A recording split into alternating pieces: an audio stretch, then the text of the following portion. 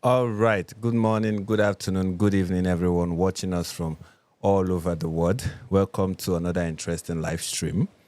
I hope you guys can hear me loud and clear. I hope I am not buffering. I hope everything is working fine. We keep trying and trying and trying and trying until we get it better, until we get better and better and better. Okay? Like the scripture says, I know some people who listen to me are not huge fans of the scriptures. And by scriptures, I mean the Hebrew scriptures and the New Testament, right? Like the scriptures say, but this time I'm even referring to the Jewish scripture, right? The paths of the righteous is like shining, like a shining light, shining brighter and brighter until the perfect day. So I believe this applies even to our live stream, okay? It is going to keep shining brighter and brighter and brighter until the perfect day, until we become better at this, until we become amazing at this, until this show is the one that everyone looks forward to, inshallah. Okay, all right, we have 8 or 7 people watching us right now, and I want all of us to smash the like button. Okay, smash that like button. Let everybody know that you are here, you are watching us, and you want them to join, okay? Like John has been telling us, please guys, do what he has been telling us to do. You know, everyone is welcome. Smash, give the video a thumbs up and share the stream, share the link to the stream to everyone who you believe should be watching us live right now. And also, you know, the reaction in the live chat, let all of those be, you know, be happening at the same time. Let YouTube know that there are actual real human beings watching us, okay? Not just 10 in number, but 10 in actual human beings who are active participants in this live stream. All right, so we are going to be discussing about, you know, there's this huge debate that is going on right now on Muslim Twitter. And it involves the top influencers, the top Muslim influencers, not necessarily the Dawa bros that you are familiar with. This is not a drama between Ali Dawa and Mohammed Hijab and Daniel Hakikachu and the rest of them. This is not amongst the Dawa bros, right? This is amongst their followers, their fans, their followers, or their recruits, their converts, right? So, although one of them is not really one of their converts, which is the person that everyone is kind of against, right? But, yeah.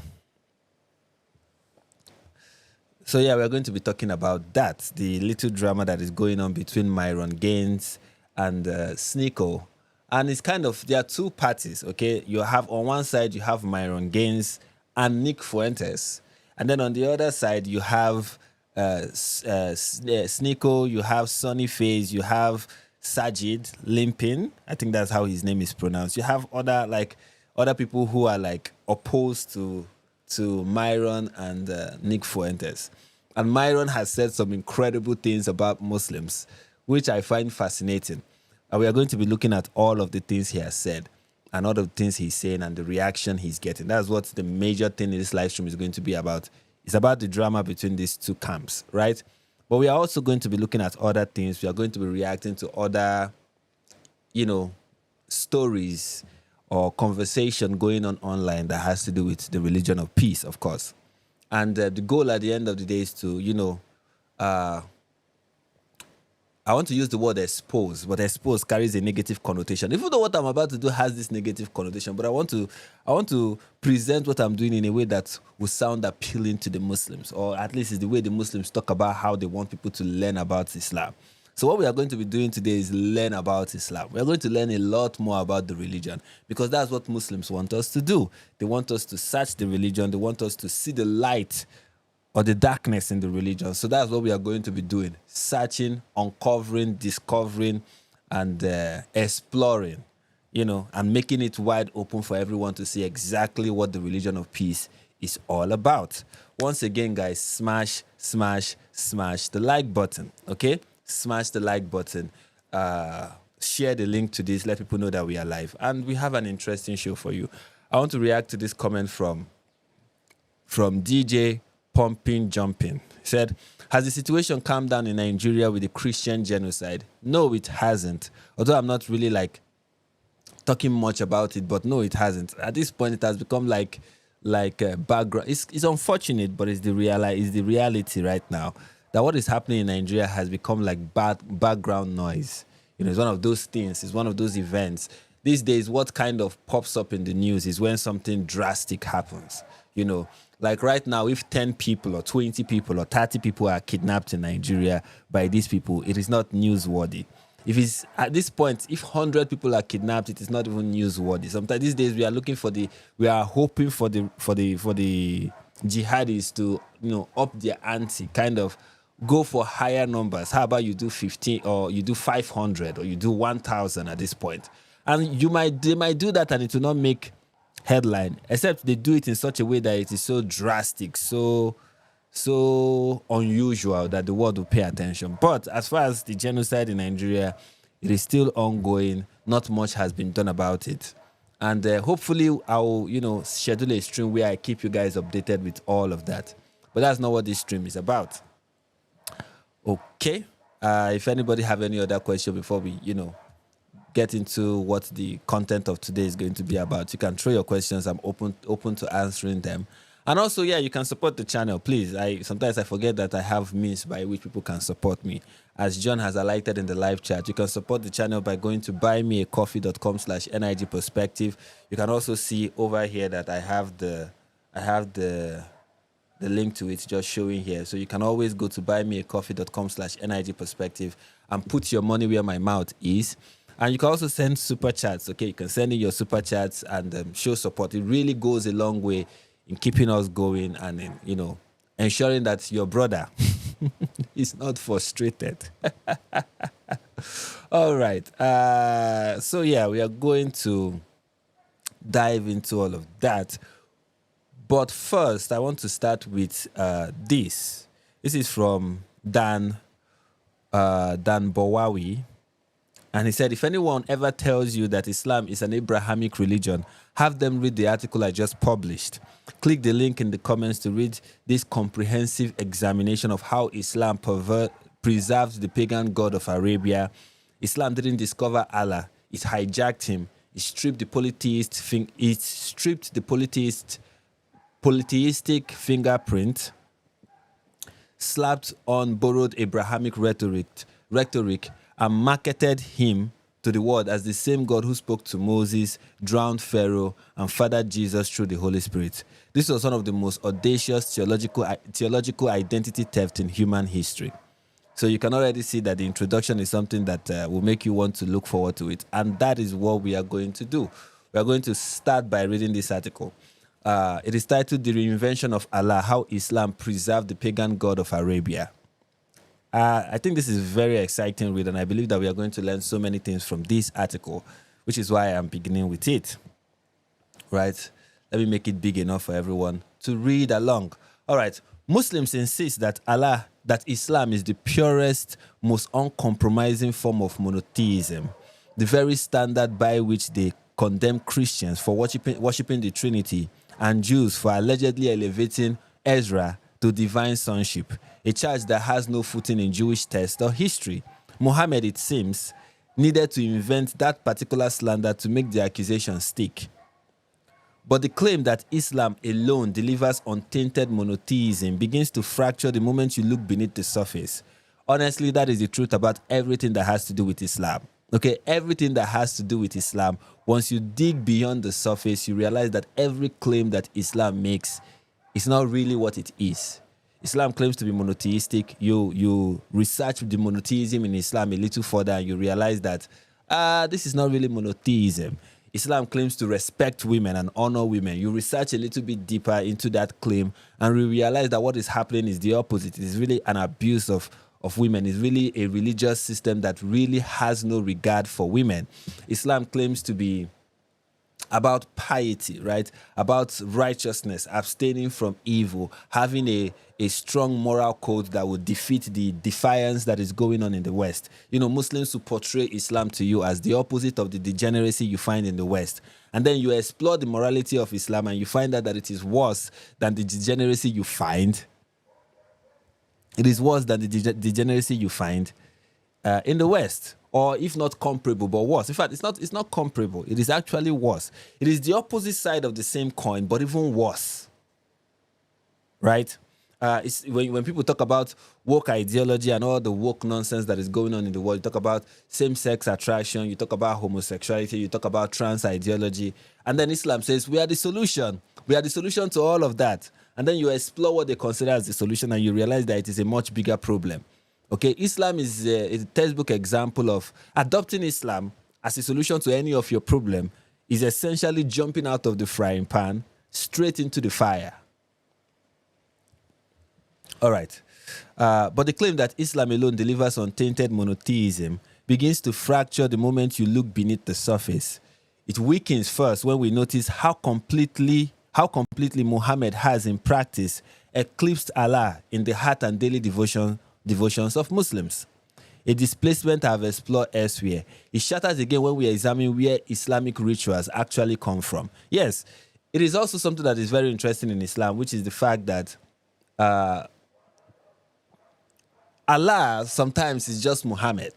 You know, Allah sometimes is just Muhammad. Like when you look deep into this Allah of a person, you realize he is Muhammad. The God of Islam is actually Muhammad. Although Muslims will say never. We believe in one God and we are to submit to one God. Okay, how do you submit to that one God?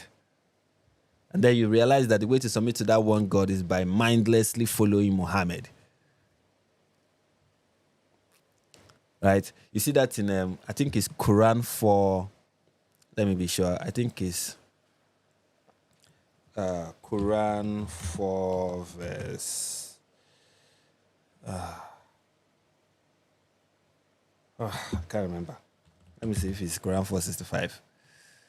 Okay, yeah, it's Quran 4:65. Let's give this a moment to load.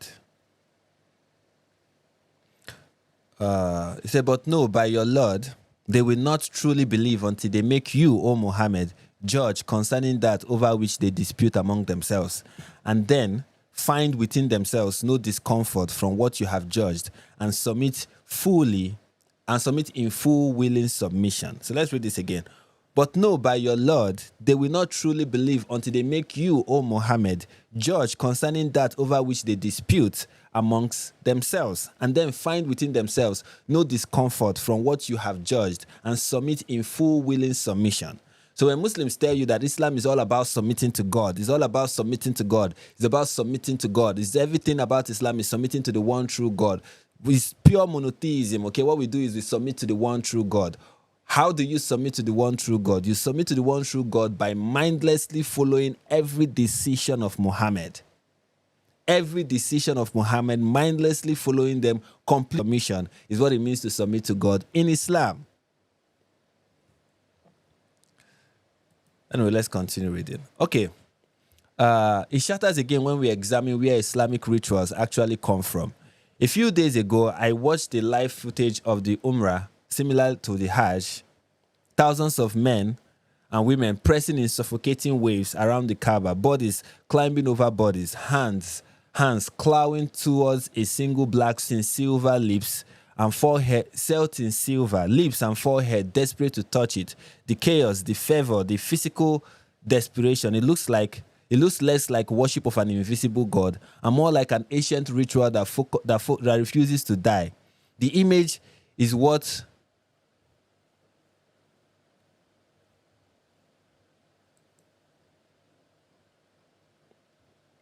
I think my stream kind of went off a little bit. So let me read from where I stopped. Okay. A few days ago, I watched a live footage of the Umrah.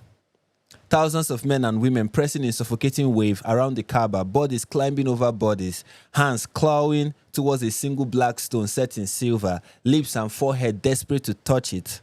The chaos, the fervor, the physical desperation, it looked less like worship of an invisible creator and more like an ancient rite that refused to die. That image is what finally pushed me to write this plain look at the pagan roots of Islam. And of course, this is what he's referring to. This is a common sight during the Hajj, during when they triangulate the Kaaba and then they try to kiss the black stone. We are all familiar with this practice in Islam.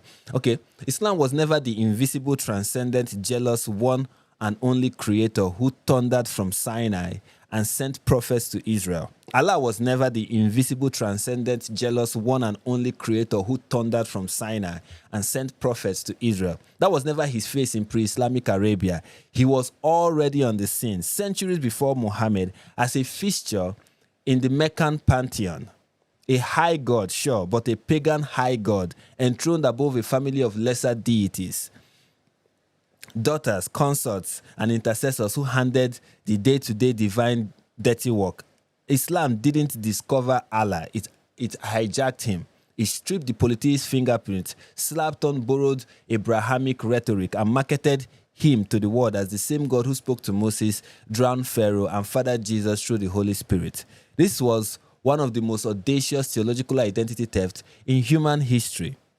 In Jahili Mecca, Allah was never solitary. The Quran, trying to score points, accidentally confessed time after time that the Quraysh and their neighbors already confessed Allah as creator of the heavens and earth, sender of rain, reviver of the dead, controller of destiny.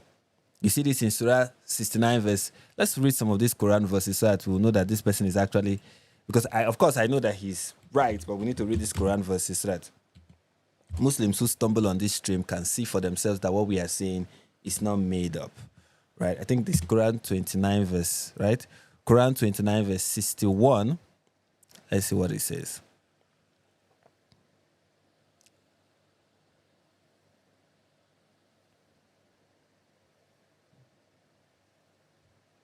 Okay, if you ask them who created the heavens and earth and subjected the sun and the moon, they will surely say Allah.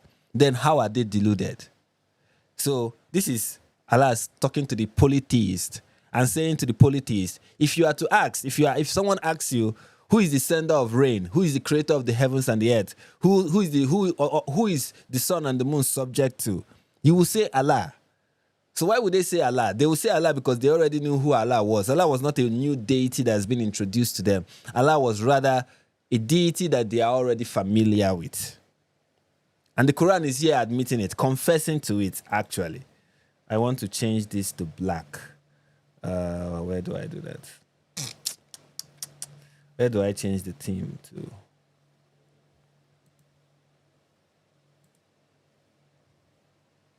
Trying to change this to black. It doesn't want to do it. It's not providing me with the option. Is it done here or here? Where can I change this to black? Well, they're not providing me with the option. Let's continue. So that's from Quran 29 verse 61. Another Quran verse is Quran 31 verse 25. Quran 31 verse 25. What does this say? Similar, I think this is similar to the one we just read. It said, give it a moment to load. It said, and if you ask them who created the heavens and earth, they will surely say Allah. Say, all praise is due to Allah, but most of them do not know. So those people, the polytheists who Muhammad was preaching to, was sent to as a prophet, right? Already knew who Allah was. Allah was not a strange God. Muhammad did not come to introduce a strange God to them. They already were familiar with Allah. He was one of their many gods, right? And the Quran itself admits this. Okay, let's read the last one. 31, Quran 31 verse 28. Quran 39 verse 28 rather. Quran 39 verse 28. And what does it say? Oh, no, I don't think this is the 39 verse 38 actually. Verse 39 verse. Oh, what am I doing? It's 38. Sorry. Quran 39, 38.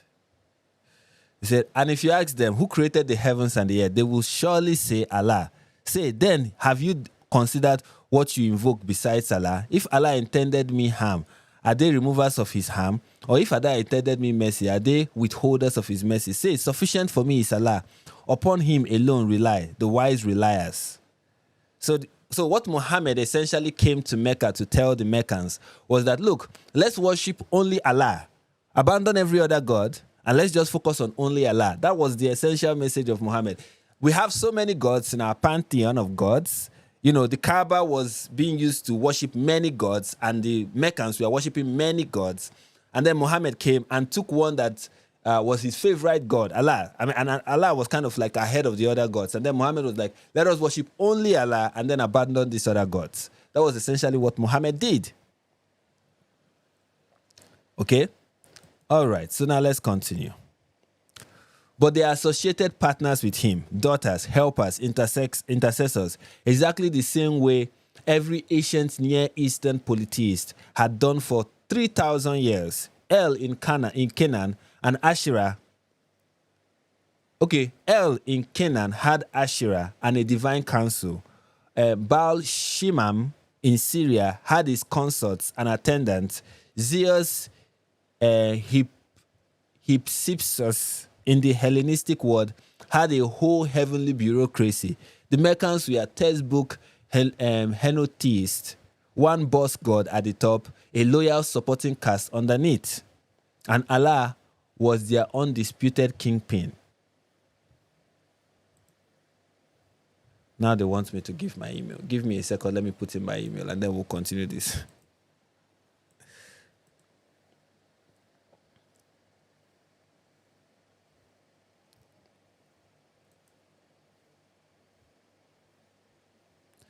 Sorry, for me to continue reading this, I have to put in my email.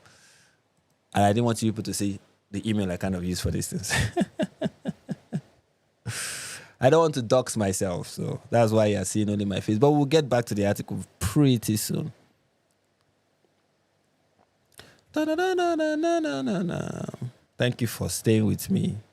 Thank you for bearing with me as I try to bring up the what is this?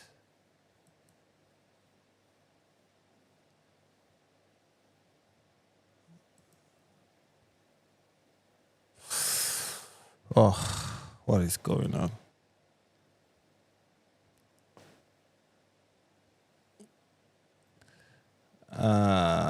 These people told me to send in this and then they will send me the link and then they did not send it to me. That's pretty messed up.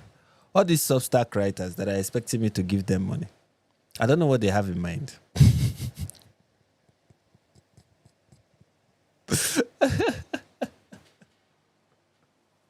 I don't know what they have in mind. I don't know what they expect from me.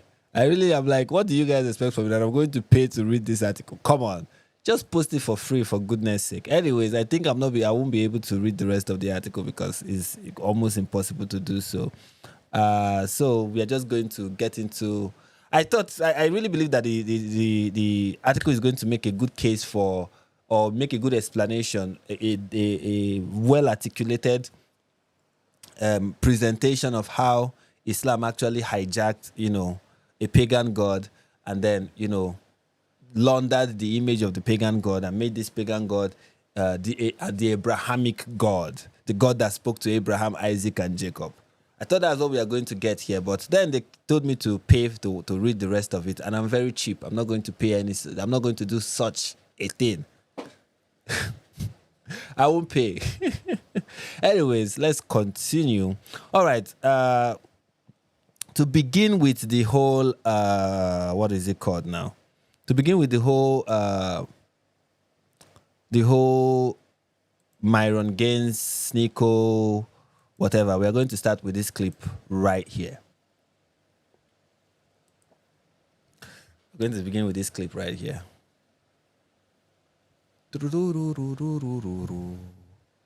Thank you for praying for me. Thank you for knocking on heaven's door. Thank you for praying for me. Whenever I'm live streaming, I don't know, my Twitter just keeps loading and loading and loading and loading. You think that I'm downloading the future, and everything just keeps loading. Right? It's kind of annoying. Anyway, so it begins with this clip. It's introduced as such. Myron on Muslims praying at Times Square. A lot of these Muslim N-words are stupid, goat, effing retards. That's what he had to say about Muslims. I'll keep in mind that this person is a Muslim. So let's see what he has to say and what is his reasoning behind these insults. But yeah, bro, there's really no reason to be. I block people like, okay, here it is. I think this is the Myron Gaines, and let's see what he has been saying.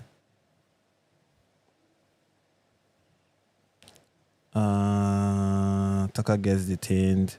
It's called consistency. Myron, self-explanatory.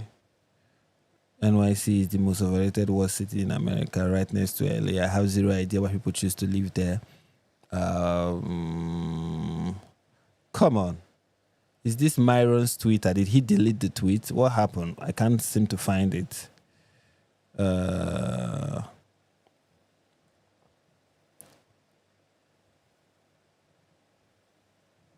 can't seem to find it. Give me a moment, guys. Let me find the tweet. Anyway, we can't find that, so let's not. Okay, here it is. Here it is. Thank you. Thank you, Myron Gaines, for finally. I thought it would be one of your early tweets, but okay.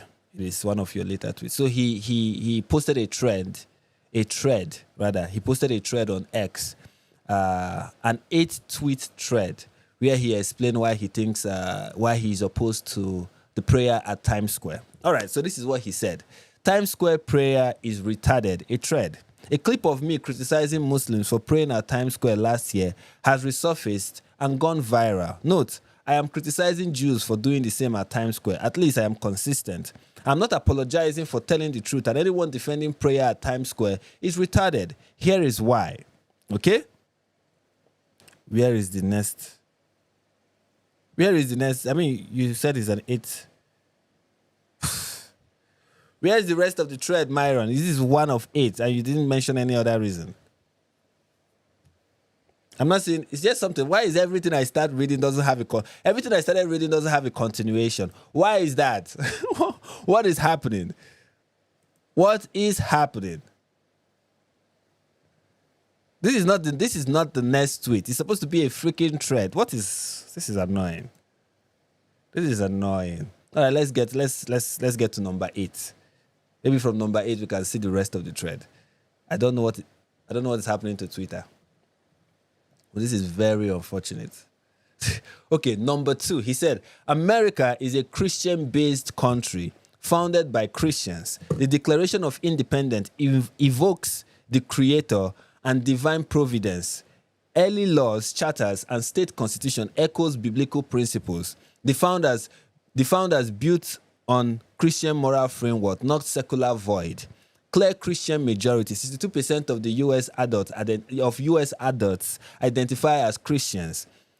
Pew Research 2023 to 24 religious landscape study, latest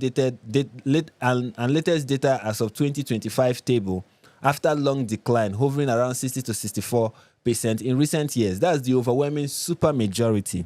Official symbols, scream it, national motto, in God we trust, our currency since 1956, official since 1956, Pledge of Allegiance, one nation under God, added in 1954. These aren't accidents, they reflect the Christian core. Number 4, federal holidays rooted in Christianity, Christmas and Easter, or holy days around them are federal observes. Oh God. Thanksgiving has Christian origin, no equivalence of other faiths at the national level. The founders explicitly evoked the Christian God. George Washington, it is the duty of all nations to acknowledge the providence of Almighty God. John Adam, our constitution was made only for a moral and religious people. It is wholly inadequate to the government of any other. We aren't hiding it. It isn't opinion. It is historical fact, demographic reality, and cultural bedrock. Denying it is just cope. America remains Christian-rooted and Christian majority.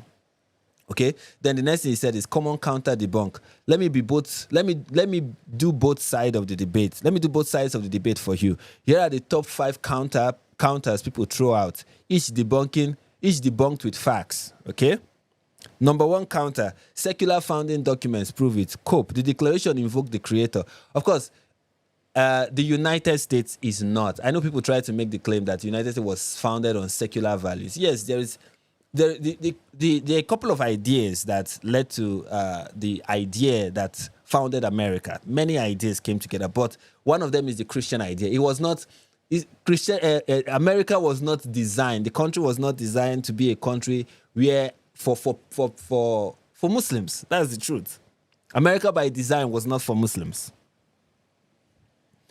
It's the truth. It's not Islamophobic to identify that the founding of the nation did not consider Islam. They didn't have Islam in mind when they were drafting the constitution. They didn't have Islam in mind when so many of the early laws were being enacted. Islam was not what was in mind. They did not create a nation and a set of rules for an Islamic world. If they wanted to, then the American constitution will have looked like, will be Sharia law essentially, right? Let me do both sides of the debate for you. Here are the top 5 counters people throw out, each debunked with facts. 1, secular founding document, prove it. Cope, the declaration invokes the creator and divine providence, but counters say no explicit Jesus means secular. Debunked, founders avoid establishing a state church to prevent European-style theocracy. But documents and laws were steeped in Christian ethics, its religious freedom, not anti-Christian erasure. Madison and Jefferson's were outlier. Major founders were devout. Number 2, decline Christian numbers means it's over. Wrong. Counters cite Pew drops to claim under 50% soon. Debunked. Latest Anyway, the point he's trying to show here is that latest Pew research shows that 62% of adult Christians stable post-decline, including Protestant, Catholic, etc. Even if it dips, natural dominance holds. Demographic does not retroactively on Christian the foundation. Plus,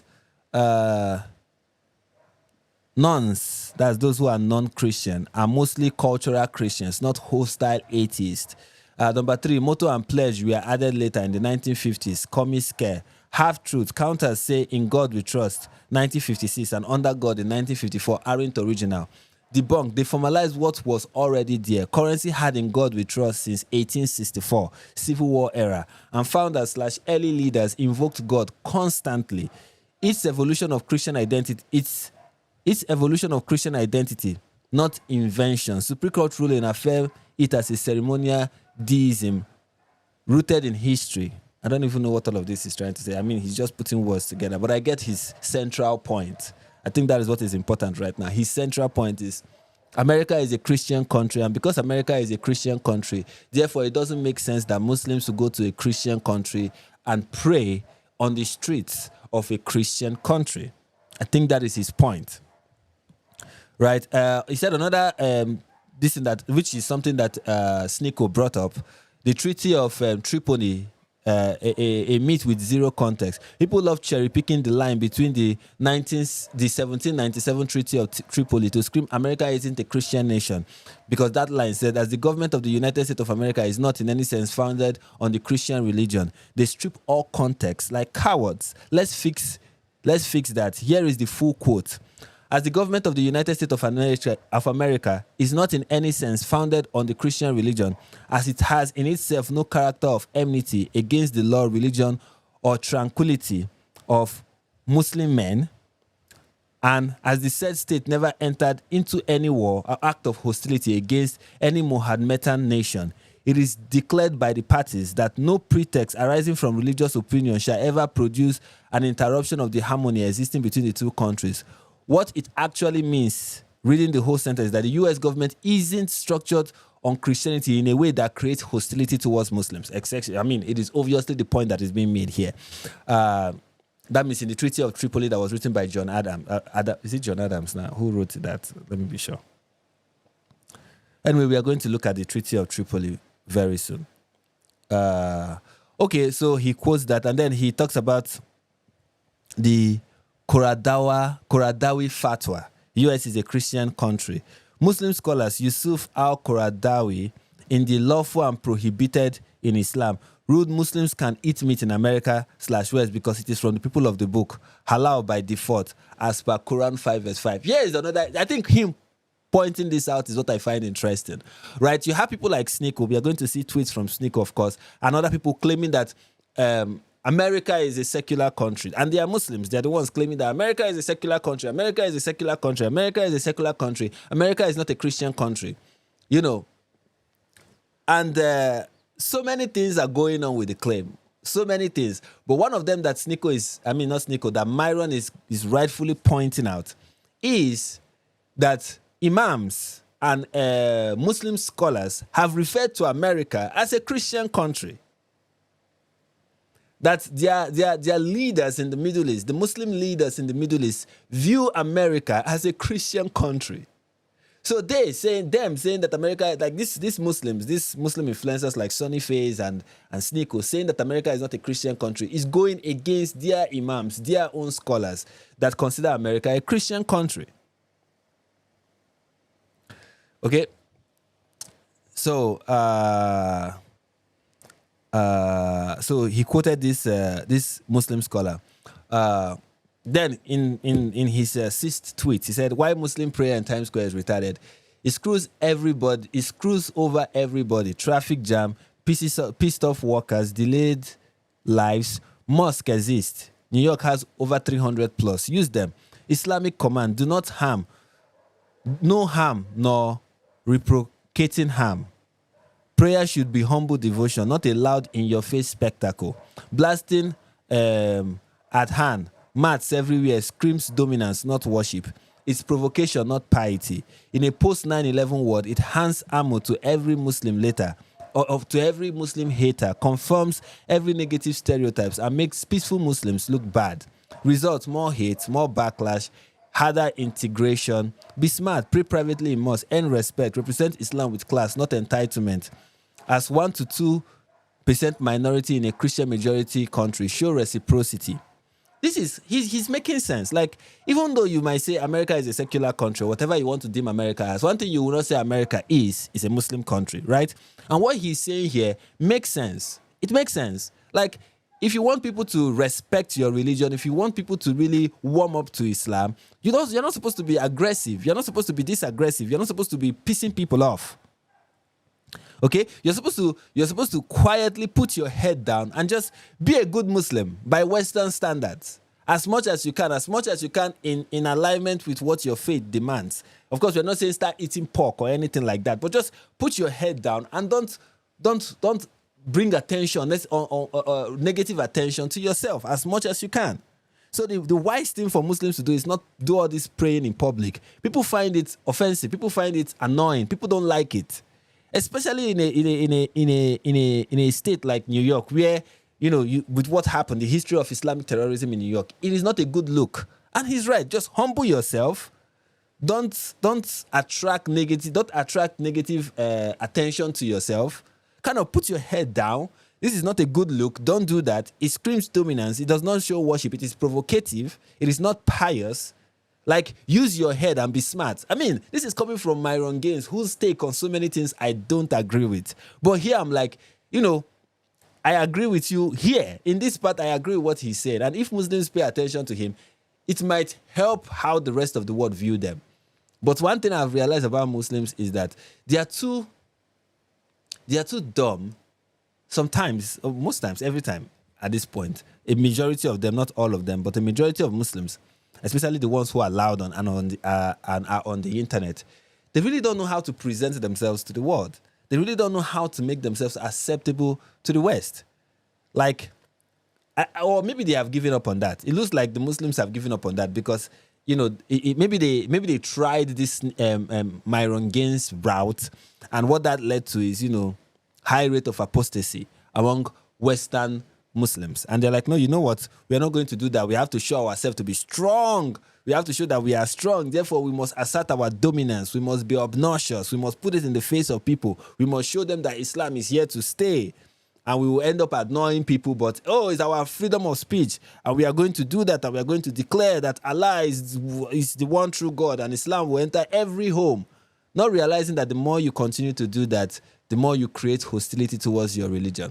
But I think Muslims at this point in the West especially have given up on... Muslims in the West have given up on trying to integrate, or trying to at least appear to be integrated, or to be integrating, rather. They have given up on that. Now they have embraced hostility. They have embraced isolation. They have embraced, what Islam actually teaches, which is be hostile towards the disbelievers, be fierce towards them.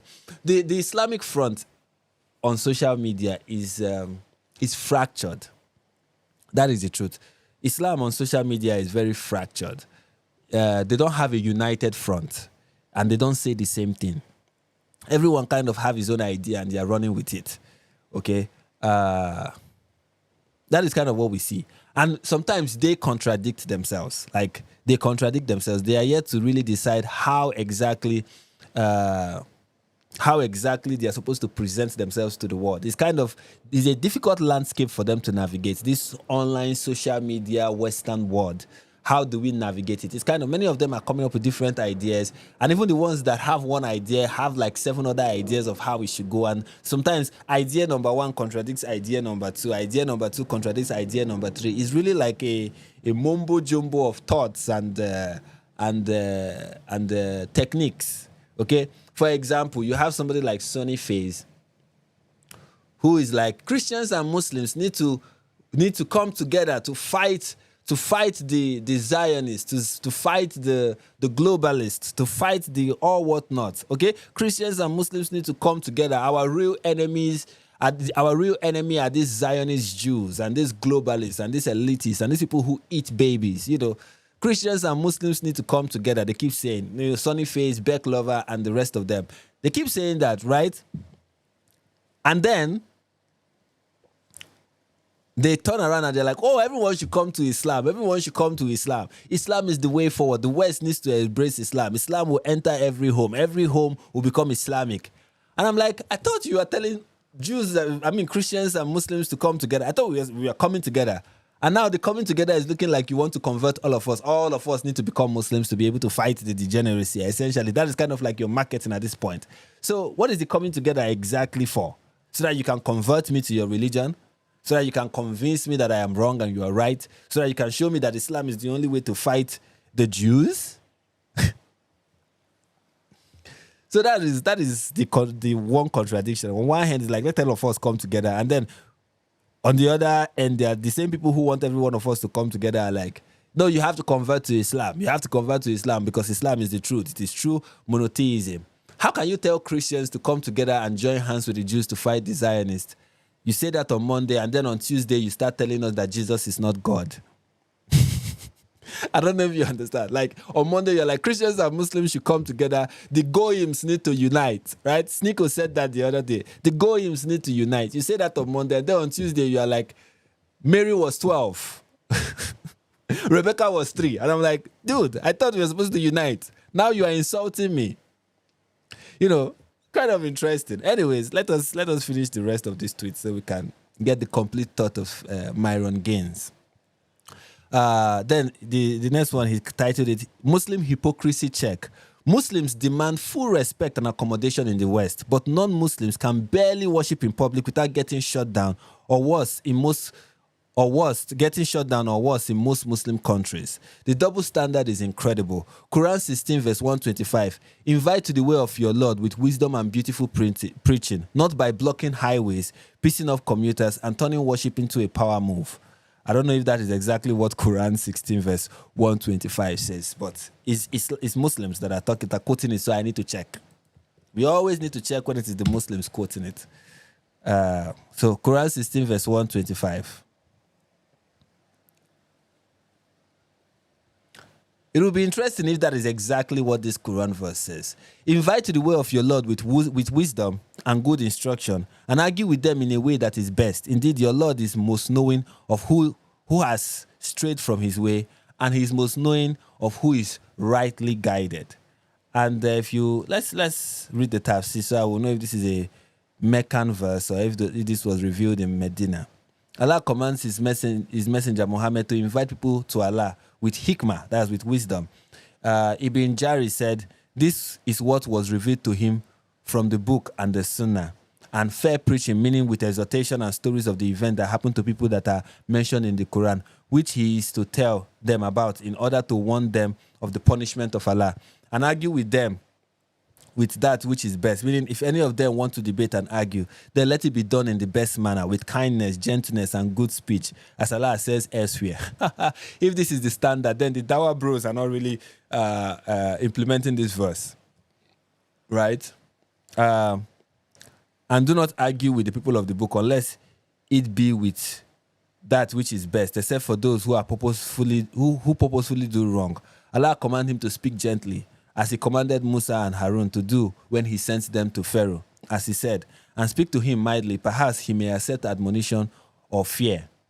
Truly, your Lord knows best who has strayed, blah, blah, blah, blah, blah. So that's kind of, although this does not tell us if this is Meccan or Medinan verse, but I have a strong suspicion that this is a Meccan verse. Anyways, so that is the verse he quotes.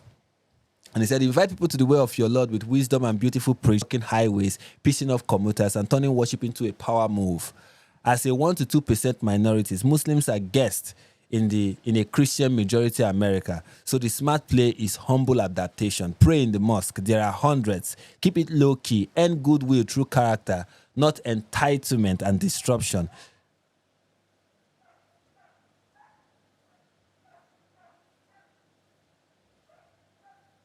Not entitlement and disruption. Sorry, I had to pause for a minute because I saw something flicker a little bit. Okay. Invite them to the way of your Lord with wisdom and preaching. Not by blocking. Okay, we've read that. Pray in the mosque. There are hundreds. Keep it low key. Earn goodwill through character, not entitlement and disruption. Triggering backlash, feeding stereotypes, and making life harder for every peaceful Muslim. That's not dawah. That is stupidity. Integrate like adults. Or go record yourself praying publicly in culturally significant location like Times Square in a Muslim majority country. There are plenty. And then conclusion. In conclusion, you are retarded if you still pray at Times Square. I didn't even need to prove America is a Christian country. Muslims are just 1 to 2% here, so the bar was already low. But I did it anyway. Why? To shut down their justification of, it's just praying, bro, not a takeover. Nope. It is to assert dominance. And looking at last year's turnout versus this year's show, I was correct. In a Christian majority nation, pray humbly in mosque. There are hundreds. Not parade like it's your turf. Respect, not disruption. So that is what he said. And he's saying, look, I don't even need to demonstrate, which I agree with him. Like, he didn't even have to say that America is a Christian majority or is a Christian country. Now, I do not believe, if you are familiar with my take on this channel, I do not believe that America is a Christian country. I do not believe that there is that even the idea of a Christian, I don't know why I'm not speaking properly. I don't believe in the idea of a Christian country. I don't think a country can be Christian.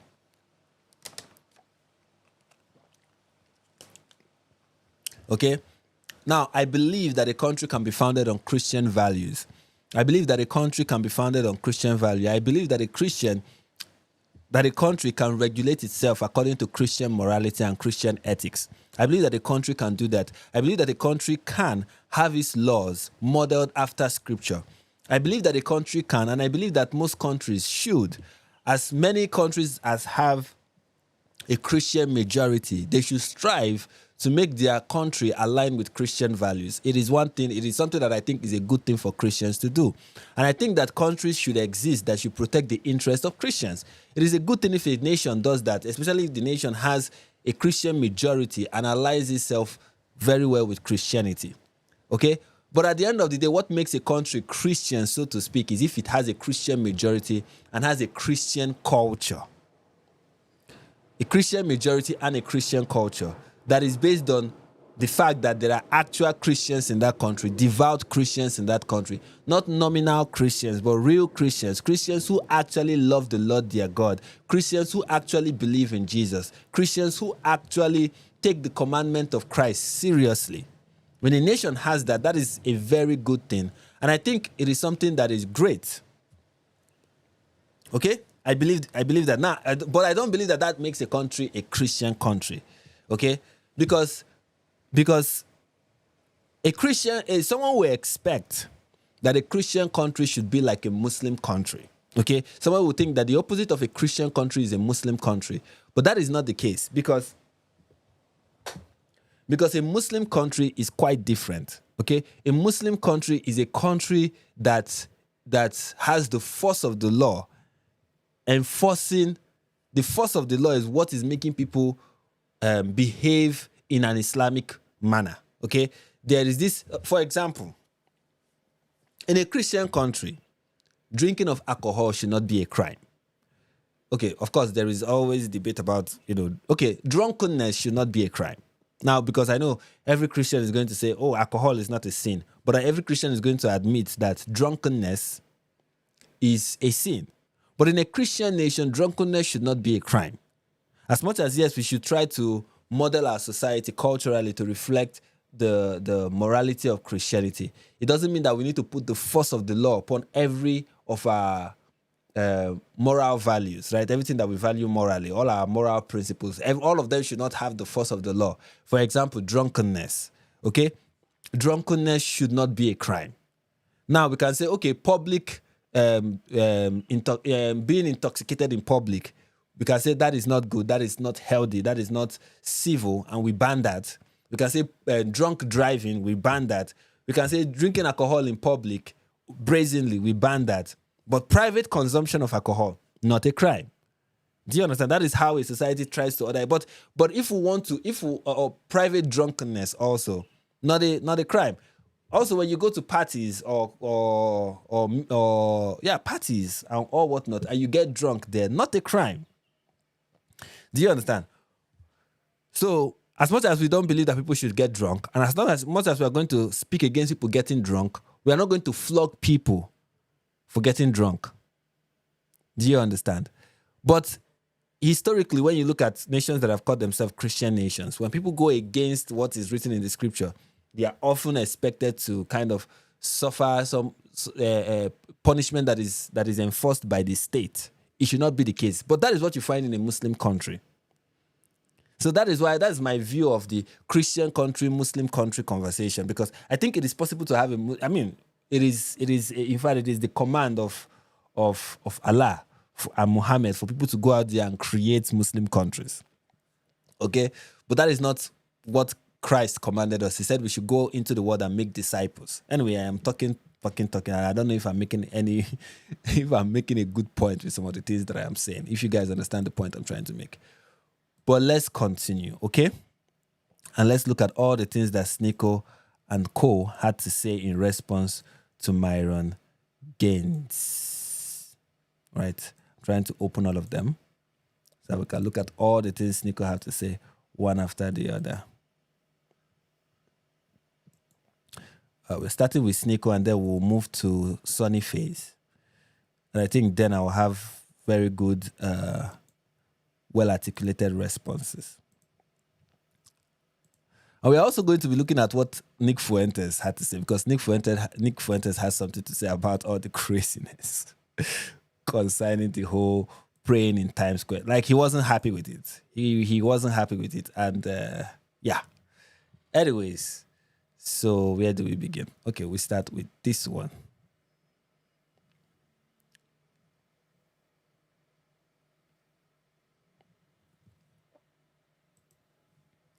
Okay, so we start with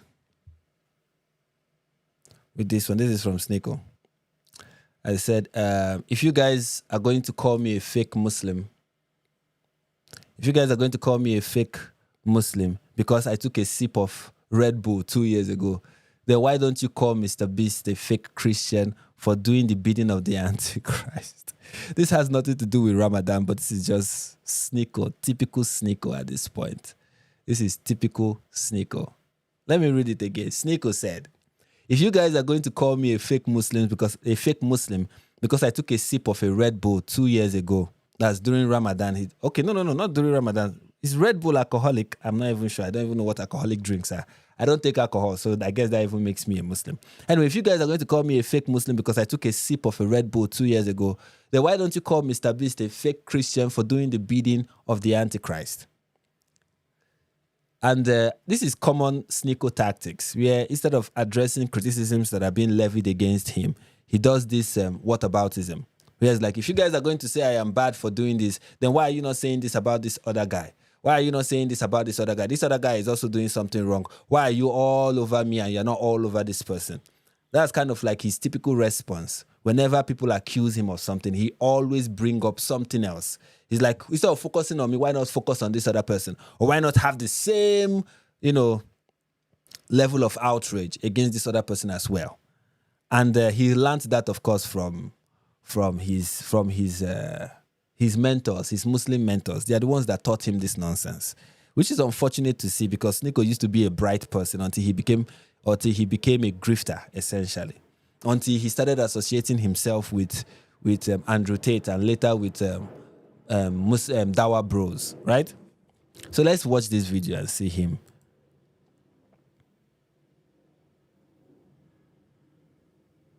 Mr. Beast used to have Bible quotes in his bio on the back of his YouTube banner. Now he's doing the bidding of Peter Thiel and Elon Musk. If you guys are gonna call me a fake Muslim because I took a sip of a Red Bull 2 years ago, the first time I fasted for Ramadan by accident, then why don't you call Mr. Beast a fake Christian for doing the bidding of the Antichrist? And he thinks he's making a good point. That's one of the things that I find really unfortunate about Sneako is how he can say something so retarded, something so plainly stupid, and yet feel like he's just cooking. Like, oh, I just cooked. I just made a very good point. No, you did not. First of all, Mr. Beast has never come out and said, look, I am a Christian YouTuber. Mr. Beast has never made an identity, wrapped his identity in his religion. He has never made his content about Christianity. In fact, many people are hearing from the first time from Sneako that Mr. Beast used to have scriptures on his logo or whatever it is that he said. Many people we are not aware of this. When people look at Mr. Beast, they don't think, oh, there goes a Christian YouTuber. That is not the identity that he has created for himself. That is not his brand. You, on the other hand, Sneako, you have made your brand Islam. You have made your brand Dawa. When was the last time you saw Mr. Beast making a case for Christianity? When was the last time you even saw Mr. Beast sharing scripture and talking about the Bible? When has he even ever done it? He has not. And just the mere fact that somebody has scriptures posted somewhere doesn't make them Christian. That you quote scripture does not make you Christian. If that is the case, then Muhammad, when he quoted the scriptures, was also a Christian or a Jew, since that is the criteria. But that is not the criteria, okay? So Mr. Beast having scriptures does not make him a Christian. And his brand is not about Christian apologetics or Christian preaching. That is not what his brand is built on. It's built on the kind of content that we know him for making. Content for children where they watch it and they are amazed. And then where he does his charity stuff and then makes content out of, giving charity publicly, which is unchristian, by the way. So he has never built his brand around Christianity. That is why nobody is calling him a fake Christian, because he never claims to be a Christian to begin with. He never made content saying, look at me, here is camera focusing on me, and I am, doing the sinner's prayer and coming to Jesus. He never did that. He never had people come on his streams or whatever he does and say, let's talk about God, let's talk about Jesus, let's try to evangelize to people, let's show them why Christianity is the truth, or the true religion, the one true religion. He has never done anything like that. But you have made your entire public career about Islam. You go to Mecca, you film yourself doing it, you invite Dawa Bros on your stream, you give all of them a platform, you essentially promote Islam, you make arguments for it. You defend your entire worldview around based on it. Your entire worldview, for the most part, tries to mimic Islamic worldview as best as your grifts can allow. That is essentially who you are, and that's what you've been about. It's not the same with Mr. Beast. That has not been the same with Mr. Beast, and you know it. So why are you giving us, why are you not calling out Mr. Beast for being the Antichrist and doing the bidding of whoever it is you think is the Antichrist? Also, Sneako, stop looking stupid. You don't know what the Antichrist is. You don't know what the Antichrist is. You clearly do not know what the Antichrist is. And you keep bringing it up over and over and over and over again. I have not seen somebody this brazenly ignorant and brazenly stupid and is not ashamed to display his stupidity. You don't know what the Antichrist is. Sneako, here is my challenge to you. I know you don't watch my stuff. I mean, we only have 36 people watching. But if by any chance you get to see this, my challenge to you is this. Define the Antichrist.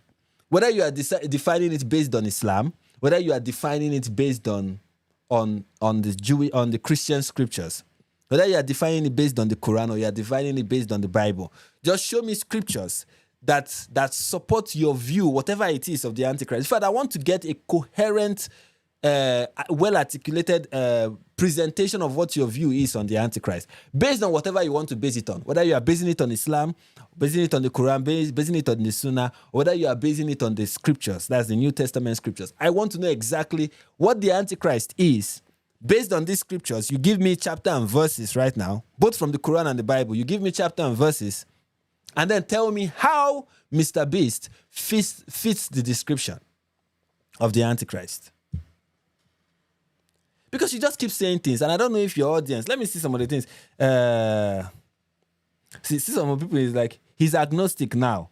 Why didn't he end what? Oh, I think he's an atheist now. He doesn't give a F. Why are you raging?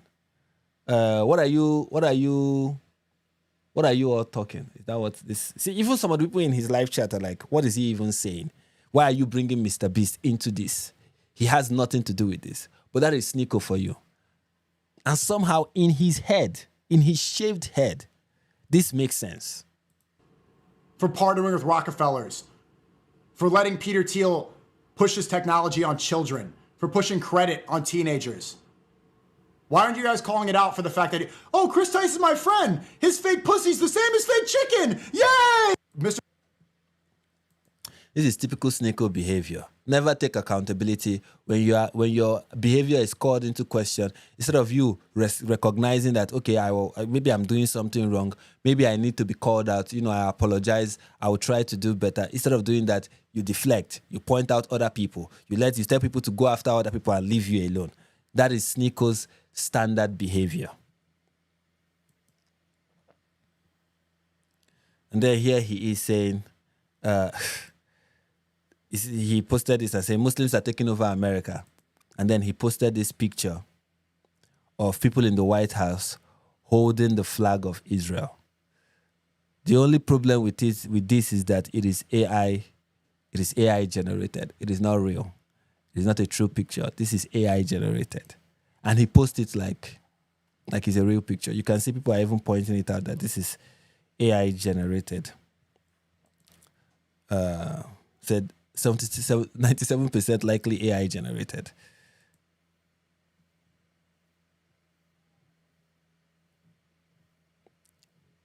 And that is how that is his new way. Of course, somebody accuse you, Muslims are taking over. Instead of addressing the claim that Muslims are taking over, what does he do? He talks about the Jews. I don't know how people have not, if anybody gets an audience with Sneako, they really need to get him to focus. Okay? Just because other people are doing what you are being accused of doing does not make what you are doing right. Focus and make a case for why what you are doing is right. Instead of deflecting. Here is Sneako again. Here is this one is very interesting. Sneako was shocked after one I exposed secret behind TV and iPhone. Television. You flick to a different channel. You're channeling spirits. The iPhone, it is beating Apple, forbidden fruit. The first device was sold for $666.66. An iPhone is a cell phone. You're putting yourself in a prison. I mean, let's just watch this. Let's just. It's a form of programming, bro. Yeah. It's a form of programming. Just like when you watch TV. It's called television programming.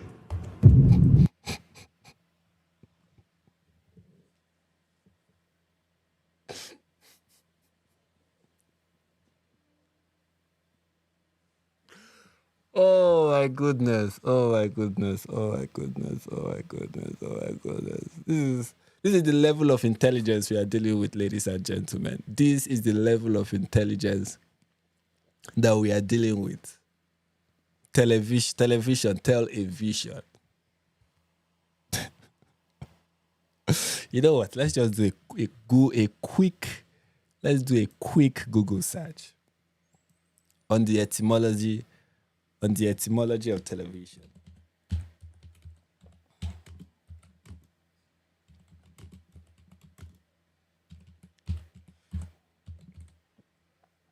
I hope I'm spelling it well.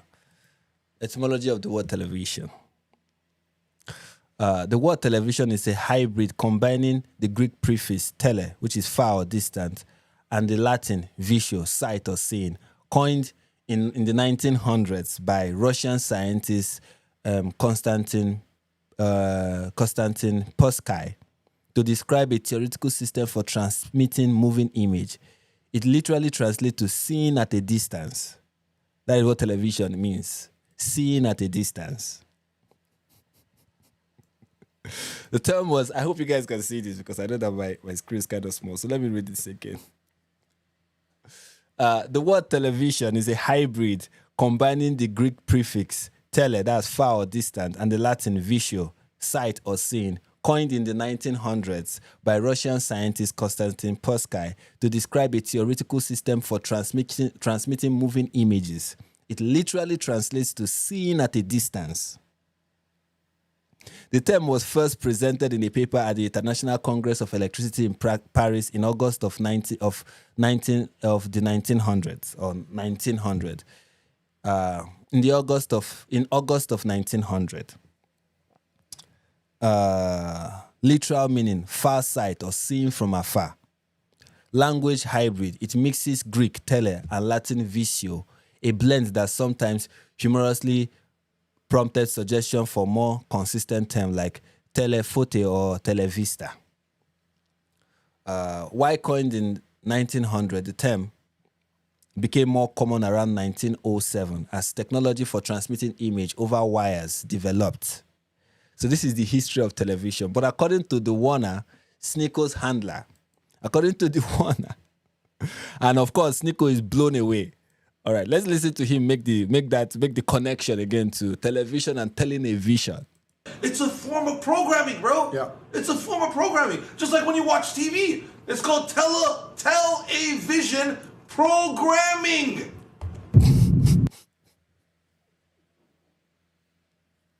These people are, I mean, it's wanted to be stupid, right? And it's wanted to be shamelessly stupid. It's wanted to be like, I'm a moron, and then to be just shamelessly moronic. This is amazing. Right? Television programming, right? And you flip to different channels. And what's channel? You're channeling spirits. Oh! You know another thing with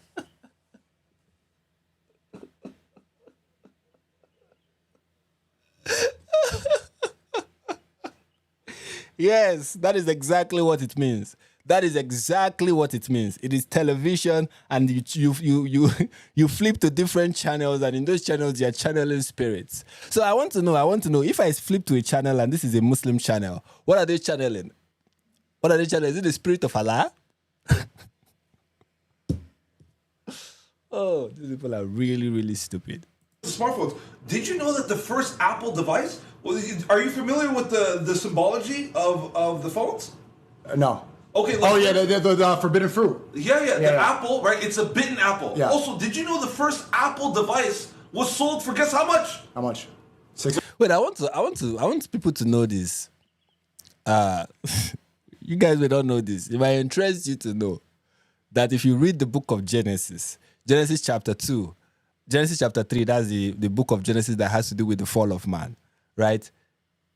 The Bible does not say that the fruit that Eve ate and gave to her husband to eat was an apple. I don't know where people got this idea. You know, I've really many times just sat back and wonder, how do people come with the idea that the fruit that Eve ate in the garden was an apple, and that the fruit that the fruit of the tree of knowledge of good and evil was an apple? Where did we get this idea from? Where did this idea manifest from? I just find it interesting. Just to put it out there, the fruit that was eaten in the Garden of Eden. I know someone like Sneako may not, and people like you will not hear this except they hear it from someone like me. It wasn't an apple. The scripture does not tell us what fruit was, what is the name of the tree, except that the name of the tree is the tree of the knowledge of good and evil. That is all we know about the tree. And we don't know if it is an apple tree, okay? So it wasn't an apple. It definitely wasn't an apple. Just to put it out there, because these days we don't know how dumb people can be. We need to restate first principles over and over again, so stupid people can keep up. Look it up. Look it up. The first Apple device, how much was it sold for?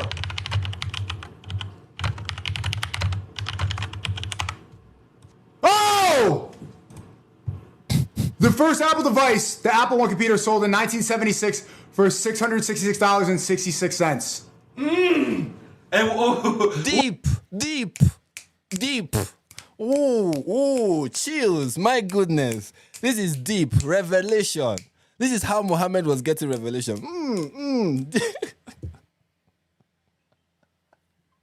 By the way, according to Lily J, Steve Jobs was a Muslim. So I don't understand what the problem is, because according to Lily J, Steve Jobs was a Muslim. In fact, I'm going to show you guys a clip. Okay, according to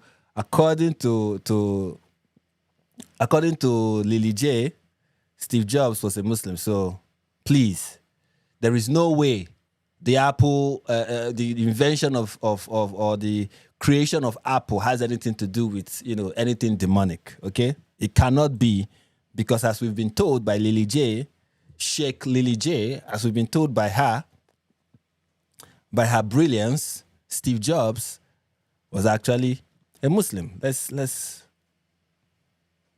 Let me look for that here. Lily J, Steve Jobs, Muslim.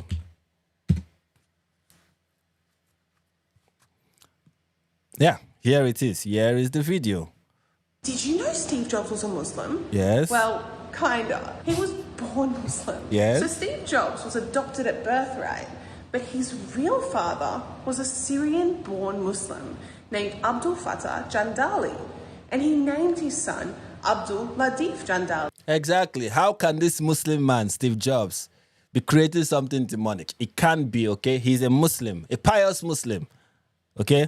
So please. Before being adopted and became Steve Jobs. And this is why there is absolutely no public record of Steve Jobs ever saying anything negative or disrespecting Islam. You see, this is the intelligence. This is the level of intelligence we are dealing with when we talk about online dawah. This is the level. This is the level of intelligence. Why are we going to make the connection? Why are we making a connection between Steve Jobs and Islam? This is Steve Jobs throughout his career never said anything about Islam, never talked about Islam, never associated or dissociated himself from Islam. But when you have Muslim dawah bros desperate to score some kind of cultural, social point, brownie point, they were going to make that weird connection. What is the connection? Oh, Steve Jobs was actually, his parents were actually from Syria, and his parents were, his father essentially, not even his parents, not father and mother, his father was a Syrian-born Muslim. Now, what she's not going to mention is that Steve Jobs' father does not currently identify himself as a Muslim. That is one.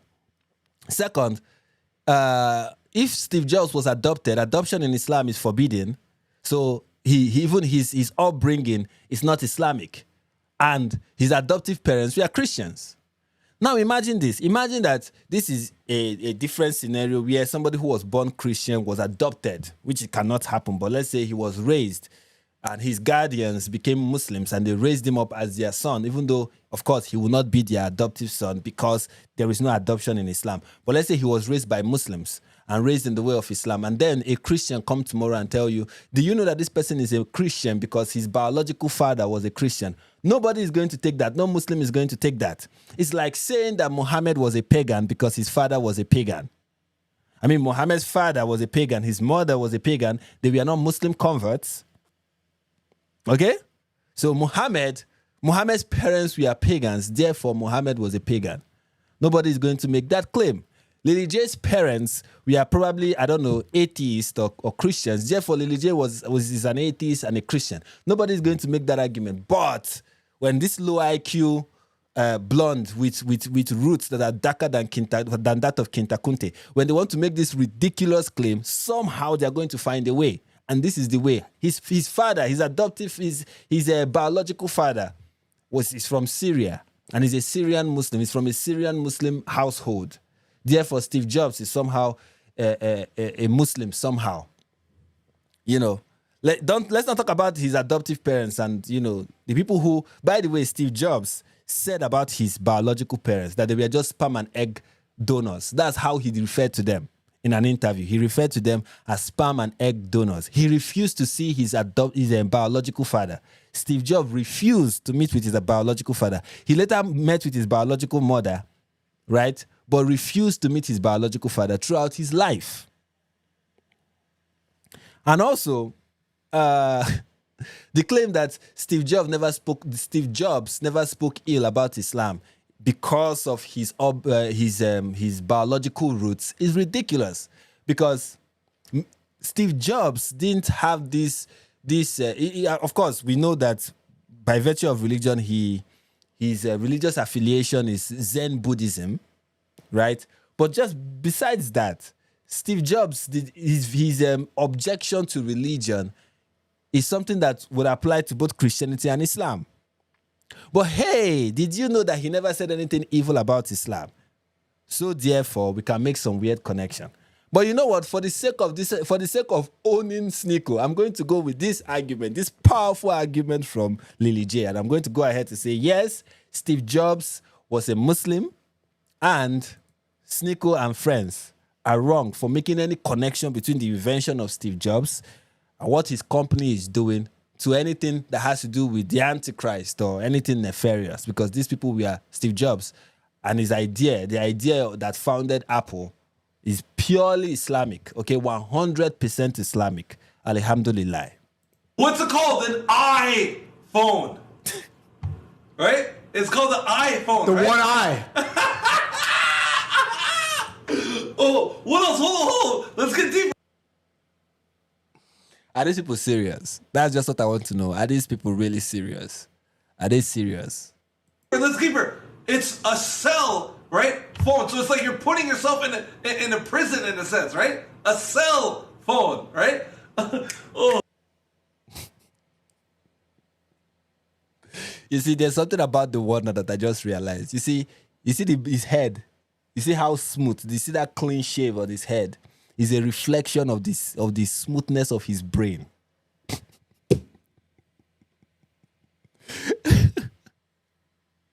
I mean, it's a cell. It's a cell phone because you're putting yourself in a cell. And then he snapped at his own genius. He's like, whoa, this is deep. Whoa, this is deep. I am coming up with deep stuff. This is insightful. I need to congratulate myself right now. Wow, this is interesting. Anyway, we have 40 people watching us live right now, and I want 40 of us to please smash that like button. Smash the like button. Subscribe to the channel if you're not yet subscribed, okay? And ring the notification bell. Share the link to this so that people will watch this and, see the amazing things that are going on. I really want you guys to smash the like button, okay? Destroy the like button. Commit jihad on the like button. Be dumber to the like button than Warner can ever be, okay? Show the like button how dumb you can be, that you can outdo the Warner in being dumb, okay? Snap at it, snap your fingers to that like button and subscribe, do all of this to the like button, do all of this to the subscribe button, do all of this to the notification bell. Alhamdulillah. All right, let's continue. Okay, moving on. We have this video from Sneako still. Okay, this is not a video. This is like a quote from John Adams. It says, "The government of the United States is not in any sense founded on the Christian religion." This is the President John Adams on the Treaty of Tripoli in 1797. Now, of course, the people who quote this, like Sneako, will not give the context upon which this statement was made. Okay, he was trying to. Well, many people in the comments are going to point it out. So let's just read them pointing it out. Like this person, Kashif Al-Kufar said, "Muslims were kidnapping Americans and selling them into slavery. John Adams pandered to their religious sentiments so his people don't get enslaved. Centuries later, this brown clown quotes this to subvert the foundation of the country. This is insane and despicable." And then there's another quote from somebody else quoting from John Adams to Thomas Jefferson in 1813. "America is a white Christian nation. The general principle," let's make this bigger. The general principle, I hope you guys can see this. Okay, I think you can. The general principle on which the fathers achieved independence, we are the only principle in which the beautiful assembly of young gentlemen could unite. And these principles could only be intended by them in their address or by me in my answer. And what were these general principles? I answer, the general principles of Christianity. This is the same John Adams that Sneako is quoting. And then other people are saying, many of the people who are responding to him are really racist people, if we'll be honest. Okay. "Dear brown clown," George Washington's farewell address. "With slight shades of difference, we have the same religion, manner, habits, and political principles. We have a common cause, fought and triumphed. We have in a common cause fought and triumphed together. The independence and liberty you possess are the work of joint counsels and joint efforts, of common dangers, suffering, and successes." What does this have to do with Christianity? I don't even know. And then you have some people saying, "America is a Christian nation. What do you mean?" Now, I don't believe that America as it is now. Now, America was founded on Christian principles, but America as it is now is not what you would call a Christian nation. There is a quote tweet. This is the tweet that this response I want to read. This is from Ben Luigi, and I'm sure he's somebody who I will not agree with. "Oh, Sneako, you performative lopper or lapper. One day, perhaps your room temperature IQ will allow you to go through an entire book, although I won't keep my hopes up." The Treaty of Tripoli was a political stunt towards Muslim nations who were possible much needed allies for a young United States that had just pissed off a global superpower, similar to how Putin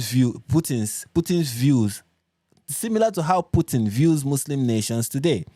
A far greater testimony to the identity of America's founding can be easily assessed by a 5-second Google search of the original state constitution, on which 11 out of 13 of them included explicit Christian language, such as requirement for office holders to adhere to the Christian religion and confess the divine inspiration of the Old and New Testament. Some example, in Delaware, 1777, "I do profess faith in God the Father, in Jesus Christ, his only Son, and in the Holy Spirit, one God, blessed forevermore."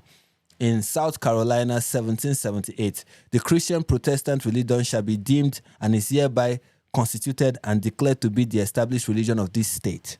Massachusetts, 1780, "I do declare that I believe the Christian religion and have a firm persuasion of its truth from the oath/declaration required for the governor and other officials." Additionally, John Adams himself, whom you quoted, stated in 1813 in a letter to Thomas Jefferson, "The general principle on which the founders achieved independence, we are the only principle in which that beautiful assembly of young gentlemen could unite." And what were these general principles? I answer, the general principles of Christianity. Finally, since you care so much about America's founding, what are your thoughts on the Naturalization Act of 1790, which made you illegible for citizenship. Please self-deport while it's still an option. I mean, I do not support some of the things some of the inference that is being made here by this tweet, but so many of the things that is being stated in this tweet are factual. Okay, of course, I know the person whose tweet I am reading is definitely somebody who I will consider a white supremacist, somebody who belonged to the Nick Fuentes camp. Okay, but some of the things he's saying here are indeed factual. The things he's quoting are not out of context quotes, right? He's quoting the things he's quoting them accurately. And it is indeed true that many of the states in America had like these hardcore Christian principles. In fact, Christian requirement for certain offices and all whatnot. And the Naturalization Act of 1970. I mean, let's just ask Google what the Naturalization Act of 1790, not 1970 says.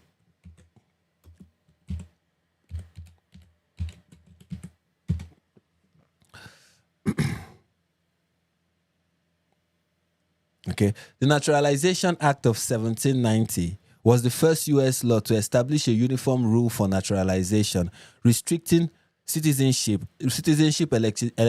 eligibility exclusively to free white persons of good character.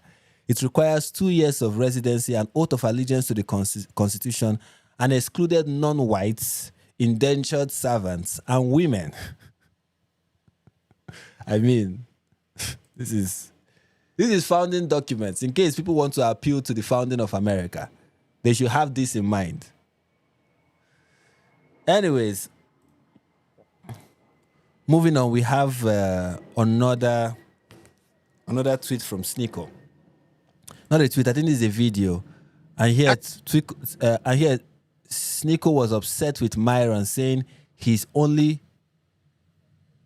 Muslim to keep his average IQ higher, and telling them to stop worshipping stupidity. Okay, this is in reference to the tweet we tweeted earlier. I think we should look at it again. Give me a moment. I think we should bring up that tweet again, because I kind of skipped over that reply that Myron Gaines received. Right? Kind of skipped over it. So let's look at it again.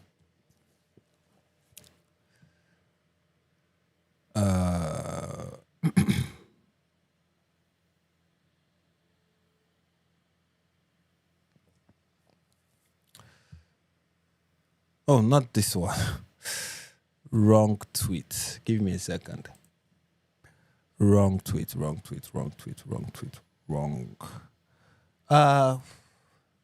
Instead of trying to pull up this, let me just search. Yeah, it's here. It's somewhere here. Right, so when you go to the first tweet on the thread, somebody said, Myron, just convert to Christianity already. Why? We won't annoy you like the Muslims. Myron, just convert to Christianity already. We won't annoy you like the Muslims. And then Myron said something. I think he kind of deleted it. I think he deleted it because he responded to this person who said this. But I think he has deleted his response. Anyways, let's go back to this video where Sneako was responding, because he said their stupidity is astonishing, but someone has to stay to keep the IQ average up. I mean, the level of racism and just self-hatred that you see from these people is astonishing. But let's listen to Sneako's response to this whole thing. Ex-Muslim, he left the religion, according to his bio. He said, Myron, just convert to Christ. Convert to Christ? Convert to what is it? What do you mean, convert to Christ? We won't annoy you like these Muslims. Myron responds, their stupidity is astonishing, but someone has to stay to keep the IQ average up. So Myron is saying the reason he's staying as a Muslim is in order to fix the stupidity. He's saying Muslims are stupid. I mean, I don't think Myron being a Muslim is helping to bring up the average IQ of the Muslims. Okay, I don't think he's helping, because even Myron himself is a classical stupid person. Like, we're looking at a classical example, a quintessential example of what a stupid person looks like. I don't think Myron is going to be somebody you will exclude from the stupid bracket, right? because he's deeply stupid. You know, he's just those things that I read where I was like agreeing with him. It's just the twice in a day incident of Myron Gaines being right. Okay, he's not always right. For the most part, he's always ridiculous, always saying stupid things. Okay, but as for the average Muslims, now, I will not say the average Muslim is a stupid person, but Islam in itself, to believe the claims that Islam make, you really have to be a stupid person. I don't know how else to say it. For you to actually believe the claims made by Islam, the claims made by Muhammad, for you to believe those claims and believe them to be true, you really, is either you are an ignorant person, you haven't given much thought to your religion, or you're just deluded and stupid. That is the truth. So I'm going to stay as a Muslim just to keep the IQ up because Muslims are stupid, according to Myron. I feel like he's not really Muslim, though. Like, religiously, I don't think he falls in you. Well, he's saying, according to him, he's saying because Muslims are stupid. And the main reason he... Wow, this is really... I think Sneako is really offended by this. Maybe because he has been around Muslims and he's like, yeah, I think Myron has a point. I'm laughing like Tucker Carlson. he's saying is to keep the IQ average up. Yeah, it's kind of crazy. I ain't gonna lie. That's what he thinks about Muslims. Another one, someone responded to Myron saying, know your creator, stop worshiping a flag. Myron responds, know your country, stop worshiping stupidity. Woo! So Myron is going on, is really on fire. And yes, Muslims are worshiping stupidity. They are. I mean, they are worshiping stupidity. Look, I know, call me an Islamophobe, but it is the truth. The belief that, it is stupidity, you know. Like, what is the name of this guy said? Islam is the mother lode of bad ideas. what does it look like he worships here? Stop worshiping stupidity. So what, stop worshiping God? No. I don't know. Sneako does. I don't know. He doesn't have a way of understanding. Maybe reading comprehension is kind of his problem. Like what we do in Islam is that we worship. is that we worship God. Somebody said in the comment, prove him wrong, Sneako. Sneako is not going to be able to prove Myron wrong. It's not possible for him to do that because Sneako is a very stupid person. He cannot prove Myron Gaines wrong. He can't. Okay? He can't at all. Anyways, let's move on. This person responded by saying, we need to unite against this. Ines is going on fire on Twitter. I don't know if you guys know Ines. I did a video in my other channel about his conversion story, which is interesting. I heard that he has been banned from YouTube, which is really quite unfortunate. Anyway, moving on. Here is another one from Sneako. Now, this is one from Sneako that I may end up agreeing with Sneako, but let's see how it goes. I've not really seen the footage, but if what is said here is kind of the conversation being had in the video, then I may agree with Sneako. But well, according to the text that introduces the clip, Sneako exposes Myron's flawed logic that American-born Muslims are guests in America. If you are white and you are an atheist, you're not a guest. You're at home. You can be a white Satanist and it's still your own. But if you convert to Islam, you're now a guest. So that is the kind of like Sneako's response. But let's see him, I think we're guests here. or watch him say. Myron, we were born here. I think we're guests here. That is Dude, Myron, we were born here. No. And it's kind of ridiculous that Myron Gaines will have this view in America, and he will say that because, of course, why Myron is talking like this is because of the influence that people like Nick Fuentes have had on him. You know, this is a case where both sides are wrong. And that is kind of like my problem with many people who are responding to Sneako, who I kind of agree in part with what they are saying, but I know where it is coming from. You know, like the Luigi guy and others that we've read from. Like, I know where their opposition is coming from, and I agree with them in part. Because I know that they are going to go further to say, you know what, America is not just a Christian country, but a white Christian country. But of course, they are responding to Sneako, and I'm agreeing with their response to Sneako because they are applying Sneako's logic. Okay? Because Sneako is saying America is not a Christian country by appealing to the founding of America. If you want to demonstrate that America is not a Christian country, if you want to make the claim, you don't appeal to the founding of America, because if you appeal to the founding of America, you come to the conclusion that it is a Christian country, or at least it's a country founded on Christian principles and a country designed for people who are religious to exist in. It's not a country that was designed for a religious, atheistic, Islamist or Islamic people or Muslims to live in. Okay, the principles upon which America was founded on does not accommodate Islam. It does not.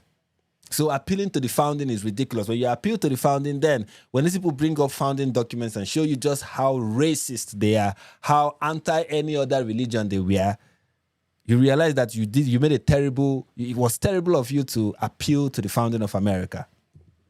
So if you want to make a case for America as a secular country, you don't appeal to the history. You appeal to the current modern reality. And you say, based on the current modern reality, what we have on our hands is a secular nation. Okay, because I don't believe that the state of something at its founding is going to translate down to every time the country exists. Like, that is not how it always happens. Okay, that is not always the case. A country can go from a religious country to a secular country to something else, to even an Islamic country. That can happen. Okay? So the appeal to, America is a secular country because of the founding is ridiculous. I say America is a secular country because of how the country is now. This is where the country is now. This is how the country operates currently. And based on the current way the country is, this is a secular country that believes in the freedom of religion. And the way the freedom of religion is being interpreted today is the freedom for all religion. Christianity, Islam, and all whatnot. That is the modern manifestation of America right now. You can appeal to that. But of course, Sneako himself is so stupid to even make that argument. So he's going to appeal to something that is essentially him shooting himself in the foot. You know. So let's listen back to what Myron is saying. I think we're guests here. That is Dude, Myron, we were born here. No. The Islamic faith, and the religion of Islam, you are a guest as a Muslim in. What Myron Gaines is trying to say, and I think that's what he's kind of trying to say, is like trying to say that Islam, the ideology of Islam, the religious ideology itself, that is you can make that claim. Now, how you can defend it, I don't know, but I think on the surface, it sounds like a reasonable claim to make that Islam is a guest in the West. But I will even go further than saying Islam as an ideology is a guest in the West. And before I think it's a good claim to make, because when you think about it deeply, yes, it is a good claim to make, and it is a reasonable claim. In fact, it is a true claim to make. In the West, we have communism. In the West, you have fascism. In the West, you have many dangerous ideologies, right? But all those ideologies are Western ideologies. Like, people always talk about how communism is destroying the West, but communism is a Western idea, right? Fascism is a Western idea, right? Critical theory, Western idea. All these bad ideas, trans ideology, Western idea. All of these are Western ideas. They developed in the West, and they were developed by Westerners. Liberalism, Western idea. Christianity, yes, from the Middle East, but has been integrated as a Western idea. It has been co-opted as a Western idea. So it is, as practiced currently in the West, it is a Western idea. Or it at least has some Western element that has been infused into it and has made it like it has been co-opted by the West, essentially. Right? So all of these are Western ideas. But Islam is not. Islam does not originate in the West, has not been co-opted by the West. So if you judge ideologies and you put all of them together and you're saying which one of these ideologies is Western and which one is not Western, communism, as bad as communism is, it is a Western idea.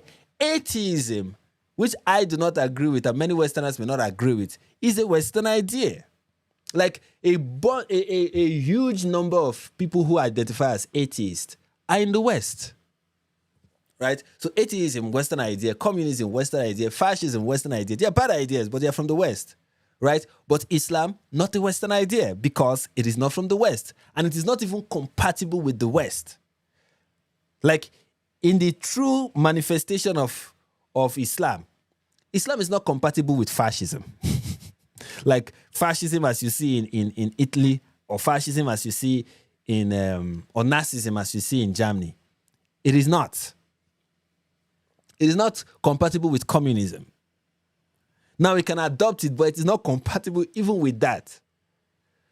And it's not compatible with liberalism or any idea that is from the West. It is anti-Western. It's anti-Western. It is just anti-Western in the sense that there is nothing about it that is Western, and there's nothing about it that is compatible with anything Western. Islam is really foreign. It is foreign, like extremely foreign.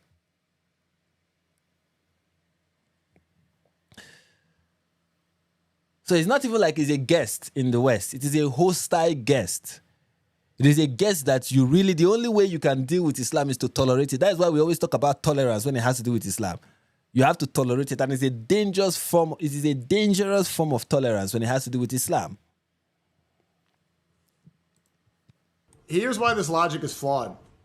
Because, for example, if you're a white guy and you're an atheist, by Myron's logic, you're not a guest. You're at home. You could be a white atheist. Yes, because atheism is Western. A white Satanist, for that matter.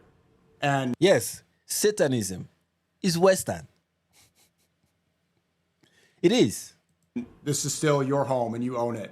But if you convert to Islam, if you say La ilaha illallah, you say there's only one worthy of worship except God, then you're now a guest. See, that doesn't make any sense? No, it does. It does, because once you become a Muslim, what you have adopted is incompatible with the West. What you have adopted is foreign to the West.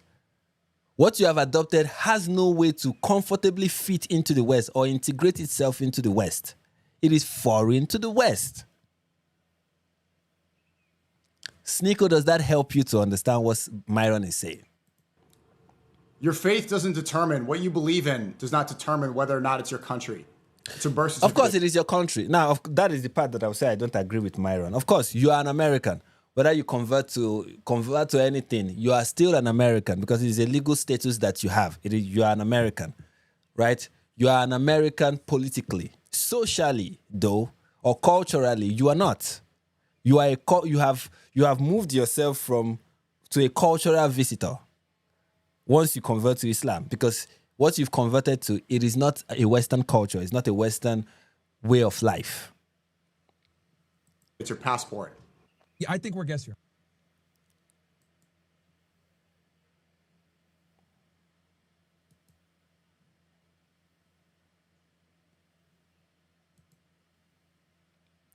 All right, let's look at this next one.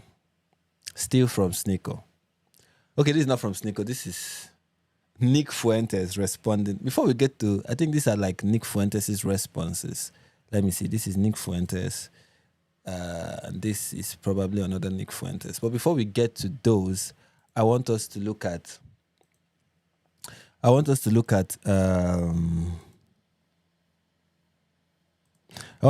some take from Sonny Faz. I want to look at Sonny Faz's arguments.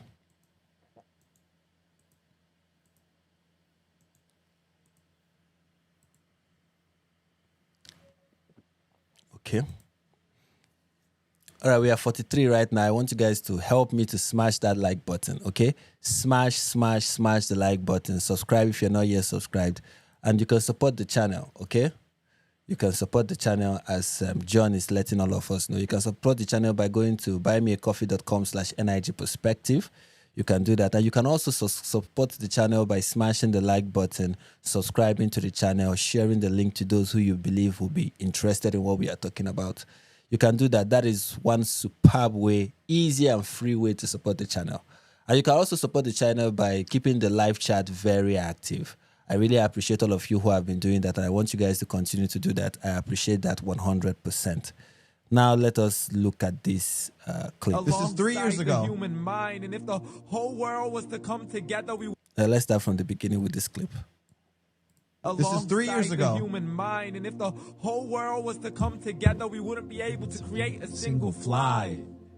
So wow, that's crazy. Who is this It's guy? one of my favorite videos. Spin bars. Shush, bro.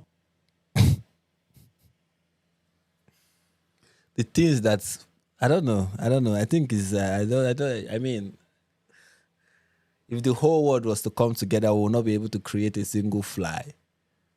I mean, I get it. We cannot create life is the point. Okay? I guess that's the point. We cannot create life. Right? But here is something that I want someone like Sonny Faz to understand. The Bible, not the Bible rather, the Quran calls Allah the best of creators.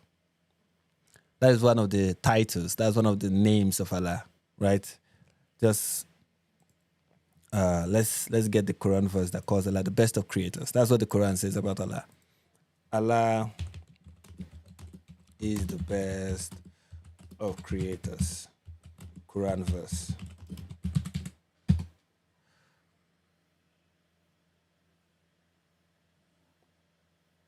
Okay. So we have it in Quran 22 verse 14 and Quran 1 verse 100. Let's just go with Quran 23 verse 14. Right? Quran 23 verse 14.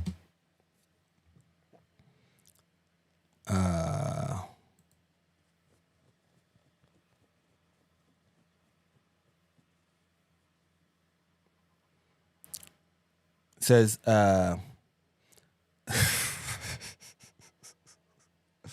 okay, then we made the sperm drop into a clinging clot, and we made the clot into a lump of flesh, and we made from the lump bones, and we covered the bones with flesh. Then we developed him into another creation. So blessed Allah, the best of creators.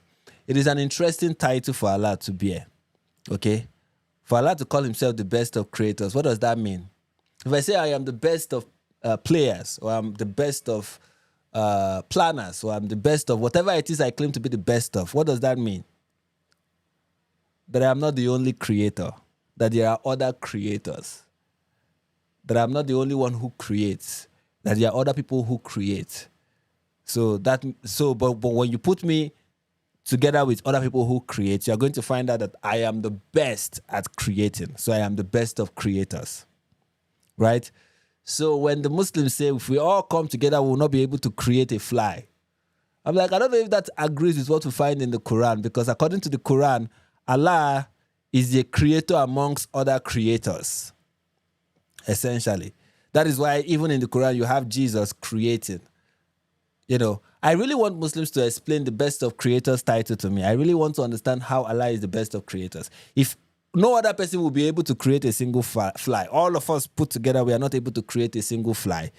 All right, good, fine. Then why is Allah the best of creators? If others cannot create, only Allah can create. Why is he the best of creators? How does it make sense for Allah to be the best of creators when he is also the only creator?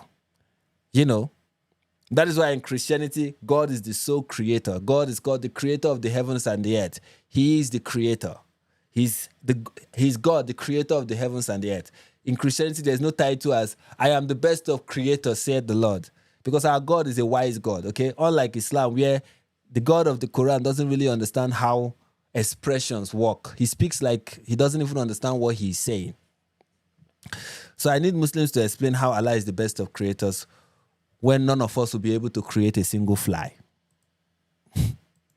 Fly. So wow, that's crazy. Who is this guy? He's spitting bars. If the whole world came together, we couldn't make a single fly. That's wild, though. Like we couldn't make something simple as a fly. No, this is a really this guy's spitting bars. Yeah, I like that. Yeah, for the. Anyways, of course, he's like spitting this guy. bars. Fuck with him. What are you drinking? It's haram. I'm drinking White Claws, which are things I never thought I would drink, but they're good. Yeah, And he found you lost and guided you. What am I doing? I'm sitting there, 18 years old, drinking beers with my mom, watching Islamic videos, cursing. And drinking. Like, and in the moment, you don't realize how misguided you are until you get guidance and you're able. This is the part that I find interesting. It's like he was misguided and now he has guidance. Now he has guidance and he's a Muslim. Anyway, we are going to explore that guidance that Sonny Faz claimed to have, and we are going to find out that he's misguided. You know, that's the thing. You know, Islam takes you from one extreme of, let's say you are this extreme of stupidity. It takes you from that extreme of stupidity to another extreme of stupidity, and then consoles you by telling you you are not in this extreme of stupidity. Okay, your consolation is, yeah, you are still stupid, but you're not in this extreme. You're not in this side of the extreme. You're in this other side of the extreme. So congratulations, you made it to the other side, way the other side of the extreme level of stupidity. Congratulations. And then you tell yourself that now you have guidance. Now you have guidance. Alhamdulillah. Now Sonny Faz have guidance. And he makes dumb arguments. I mean, remember when he went to the Hush Twins podcast and was defending Muhammad's marriage to Aisha and claiming, one of the things this well-guided human being said was that the fact that in Islam there is no age limit for marriage shows that it is from God, shows that it is from God, that it is really from the divine. Because why should there be an age limit? And I'm like, look at this stupid moron. You're talking about marriage to, have you seen the effect of this guidance in the Muslim world? You know, sometimes people talk about Islam and then it's as if they're talking about it in this abstract universe where everything kind of works the way their imagination is, conjuring things to be. When actually, in reality, that's not what we find. Look at the Muslim world and see the manifestation of this so-called guidance, the manifestation of this so-called divine inspiration for divinely inspired law that does not put an age limit on marriage. What do we have? We have in Muslim countries where children, literal children, get married. We have one example in Yemen where an 8-year-old on her wedding night died after her husband had sex with her. That is the effect of that divinely inspired law. What we have is the prevalence of child marriage in the Muslim world. That is what we have. That is the guidance.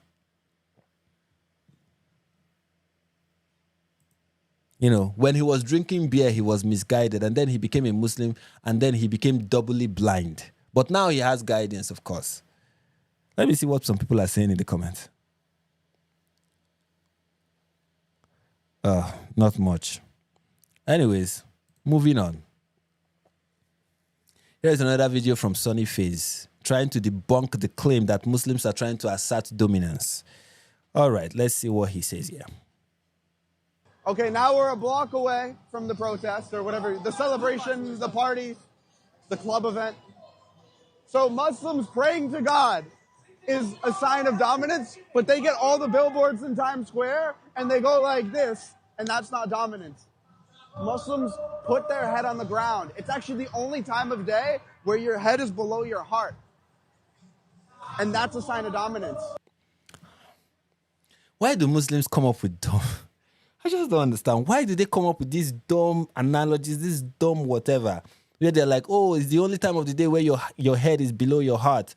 And it's not supposed to be a sign of dominance. Why didn't you do it in the mosque? How about that? How about why didn't you pray in the mosque? You are crying over, oh, Jews are taking over Times Square. And they are holding their Jewish concert in Times Square. Can people, I just want Sonny Faz is a simple thing. I want you to understand where the reaction is coming from, where the rejection of what the Muslims are doing is coming from. One of the rejections, just deal with this one. I know there are many, and you might be confused with which one to deal with. Just deal with this one. How is it that Muslims can go to other countries, can go to a country where they make up 1 to 2% of the population and will be able to pray in Times Square, to pray at Times Square, they can be able to hold that prayer. But Christians, even when they are 10 or 20% of the population in a Muslim majority country, cannot do the same. Why is that? Why is it that in Egypt, when the Coptics were given the license to build a church, Muslims attacked them, threw stones in their wells, and started a riot in the Coptic community because of that? Because the government gave a church the license. I don't even think it was a license to build a new church building. It was a license to repair the one they already have. And that was not acceptable for the Muslims in Egypt. But the Muslims an Egyptian Muslim can travel to the UK, travel to America, and during Ramadan will pray at Times Square. Why is that the case? Can you explain that to us, Sonny? Explain that to us. Why is it that you can't even have a single church in Saudi Arabia, but you have over 300 mosques in New York City that was attacked by terrorists from Saudi Arabia?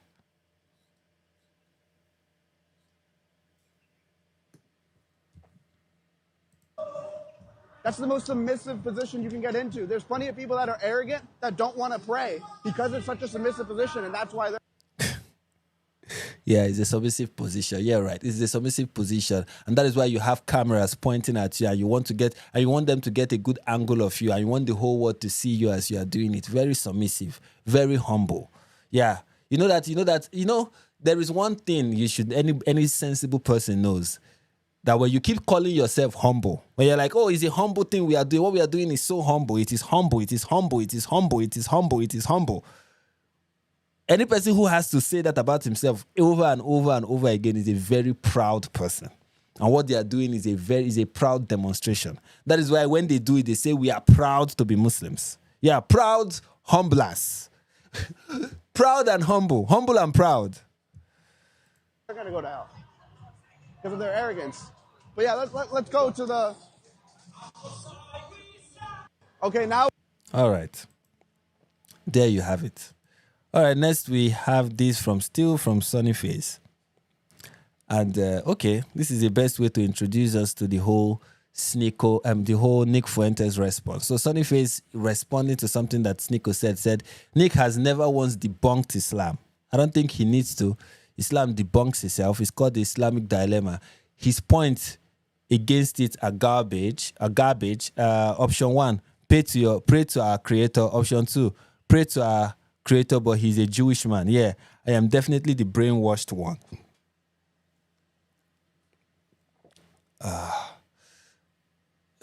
Sonny Faz, your religion says that Ezra, you believe in a wise God who said that Ezra is the son of Allah. That Jews say, rather, that Ezra is the son of Allah. You believe in a God that made that very false claim. You believe in a God that said Dulkarnain, a.k.a. Alexander the Great, the notorious pagan, was a Muslim who believed in Tawheed. That is the God you believe. You believe in a God that said, what other stupid thing did your God say? Your God who said that the sun sets in a muddy spring. You believe in that? I mean, let's not compare notes on stupidity. NJF is right about everything. Sent $20. Sonny is always ankle biting you anytime you debunk Islam. This race trader isn't smart enough to make something of himself, so has to grift sub 98 Browns. You're 100% correct that you lose your white card if you convert to Islam. I hope he's got a couple of Italian uncles who will slap the shit out of him for being a cuck. Me too. It's so crazy to see a guy brainwashed like that. No, besides, I know I know Nick Fuentes is coming at this from the angle of, oh, this person is a race traitor or whatnot. But honestly, if you watch Sonny Faz's content, if you watch it, you really ask yourself, how can somebody be this brainwashed? This cannot be real. This cannot be real. Like, how can somebody be this stupid? Like, there's level of stupidity, you'll be like, come on, you are acting. You are acting. This is performative. This is performative stupidity. You're Italian, you're from New Jersey, and you're doing this cube thing. You're dressed up in the garb. What the fuck is even that? And you do lose your white card. If you're getting colonized and conquered by Arabs like that, forget it. Forget it. That's like coal burning. That is the Oh boy, this is not brother, it's not my brother. This guy just comes at everything from a very racist angle. My goodness, this is bad argument. Anyways, let's see another one from Nick Fuentes. Sneako sent $20. Hey, what's up? Happy Ramadan. Ramadan Mubarak. Goobadoo, yabadoo. And that's okay, you went on. Let me take it back so everyone who is watching will understand. Sneako sent $20. Hey, what's up? Happy Ramadan. Ramadan Mubarak. So Sneako sent in a super chat to Nick Fuentes saying Happy Lent. And then he's responding by saying Happy Ramadan, Sneako. Hey, Sneako, Happy Ramadan, you know. Goobadoo, yabadoo. And that's on cue, brother. Happy Ramadan. I'm sorry. That's so rude. But you know what it is? This is what they do. They pretend to be all nice, then they trash your religion for 3 hours. Exactly. This is the thing I said at the beginning of the live stream. This is the thing I said at the beginning of the live stream. These people tell you, let us come together, let us join hands together, let us join hands together. We are on the same team. We have a common enemy. Our common enemy are the globalists. They are the sobalists and the shubalists and the chibalists and the Zionists and the, neocons and the... Let's come together. The Muslims and the Christians, we need to come together. We need to build this strong alliance. And then, after saying that, they spend the remaining 3 hours of their airtime just bashing Christianity. Bashing Christianity, lying about all the prophets, lying about Jesus, lying about Mary, lying about Rebecca, lying. After they are done lying, and then you try to attack and you try to, give a response. Why are we fighting each other? Oh no, we need to come together. We need to join hands together. Our real problem are the Zionists, the Chibalists, the Gubalists, and the Sibalists. And I'm like, no. Any person with good sense can realize that you are part of the problem.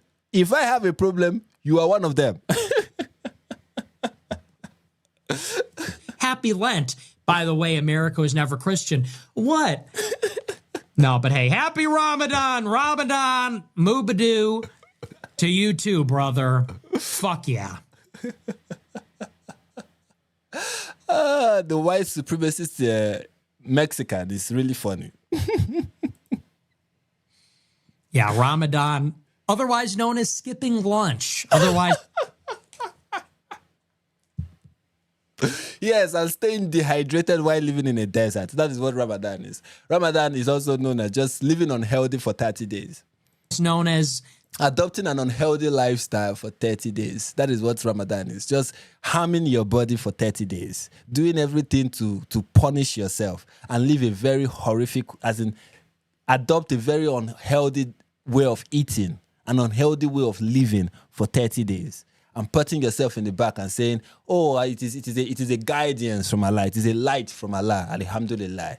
That is what Ramadan is. Big ass breakfast, big ass dinner. Yes. You gorge yourself with food in the morning. You gorge yourself with food in the afternoon. And you stay dehydrated all through the day. That is Ramadan. But it's actually really hard not to eat lunch today. Like, dude, I do that every day. Coffee, look it up. N325. No, but I'm just, wow. Hey, no, we love you, Sneako. Thank you, man. This guy is a troll. This guy is a troll, 100%. I appreciate it. Happy Ramadan. N3. Sneako sent $20. Yeah.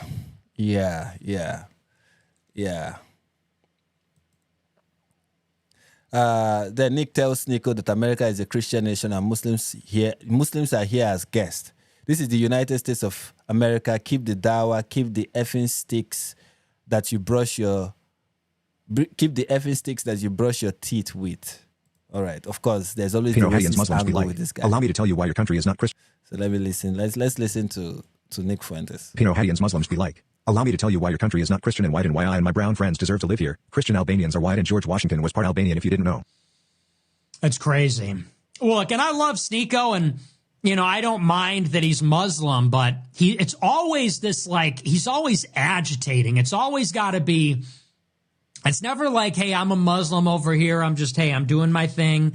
It's always like, America was never Christian and America's not white and nothing's white and nothing's Christian. It's like this ceaseless challenge against our identity.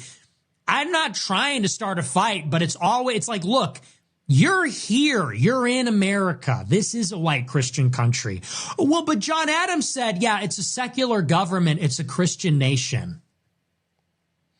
That'd be like going to Turkey and saying, well, it's a secular government.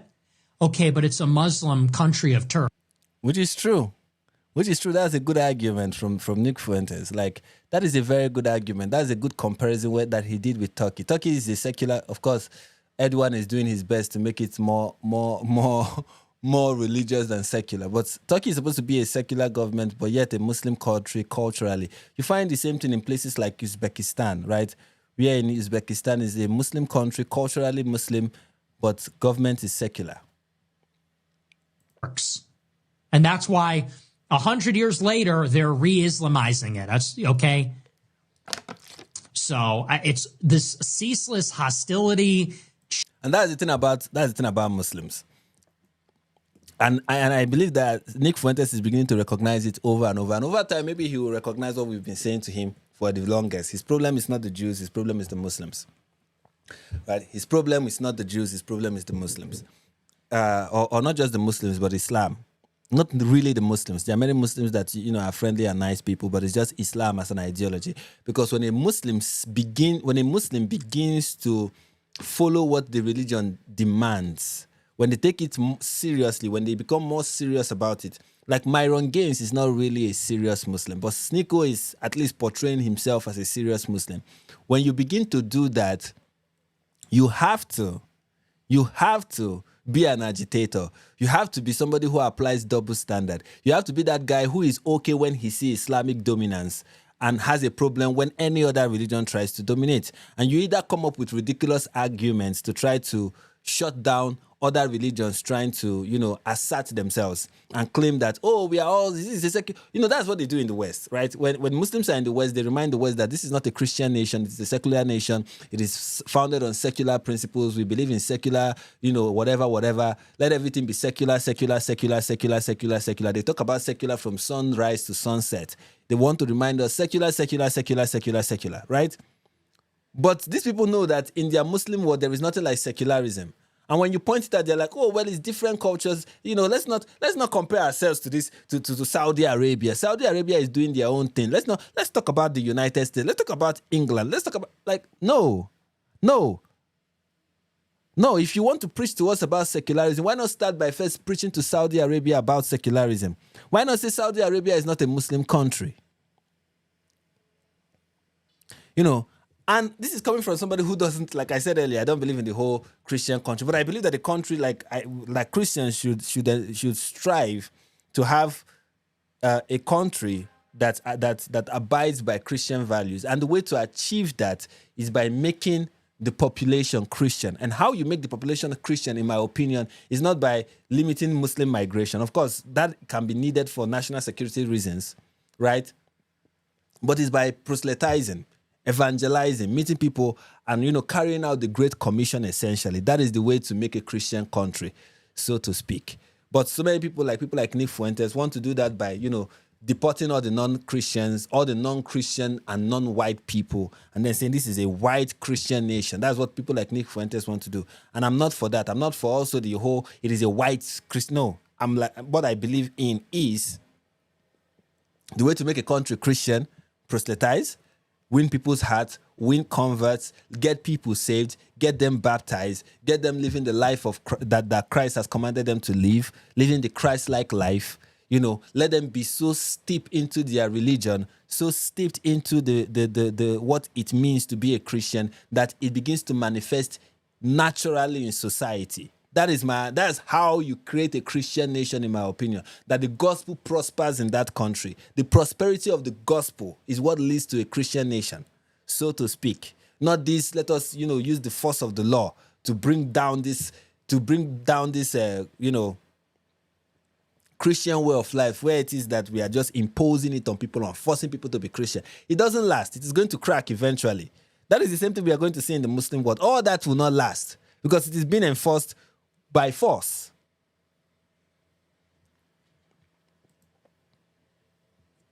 Chip on the shoulder, axe to grind. It's always attacking Christian identity, attacking white identity. And, I love Sneako, but I don't agree with that approach. And here's why. He wants to say, Goyim unite. We have to focus on the Jews. But then he's always attacking us. You notice that? It's always America's never white. America's never Christian. They're in Times Square.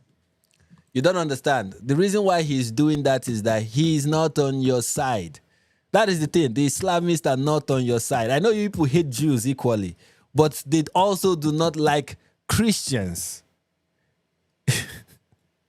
I know the both of you are united by what you hate, but that is all. That is all the unity you have. That is all. There is nothing. It doesn't go beyond your hatred for Jews. It doesn't go beyond that. That is all there is to your unity. That is why you guys cannot unite, because at the end of the day, the white supremacists and the Islamists hate each other. Which they shouldn't be. No, they should, because that is what their religion demands. They keep attacking you. They are attacking you because that's what their religion demands. Now, do you want to be deluded and deceive yourself? That is the question. Do you want to believe that this person is really your friend and your ally? Or do you want to see what is actually happening in front of you, that these people do not support you? They do not consider you friends. They are only allies of convenience. And the moment that it is no longer necessary, the point their alliance with you is no longer needful, they are going to destroy you and come after you the same way they are coming after the Jews. And it's the same thing also with the white supremacists, right? They don't like Muslims either. After they are done with the Muslims, after they are done with the Jews, they are going to come after the Muslims. I don't know if you understand, like these two groups, these are the Muslims or the pious Muslims, and then there's the white supremacists, the groypers, right? Both of them don't like Jews, and both of them are telling each other, let's come together and fight the Jews, right? But once both of them are done with the Jews, the next person they are going to target is each other.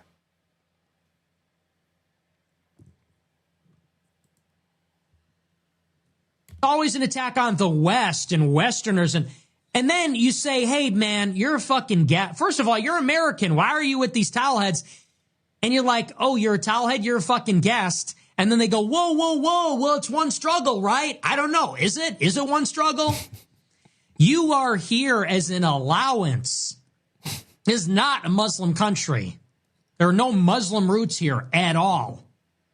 How many of the signers of the Declaration were Muslim? How many of the people of the 13 colonies were Muslim? How many people that settled the frontier, built the factories, the railroads, how many of them were Muslim? Sparingly few.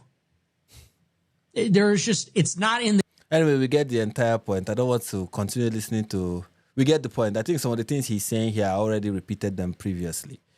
All right, one more from... Okay, we've seen this. And yep, that is all from the Sneako, Nick Fuentes, Myron Gaines, and Sonny Faz drama, right? That's all from them.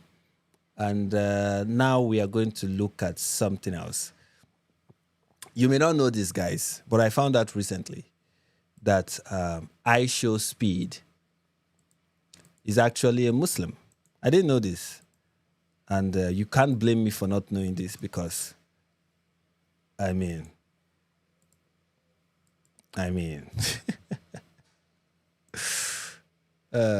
know that I Show Speed was a Muslim.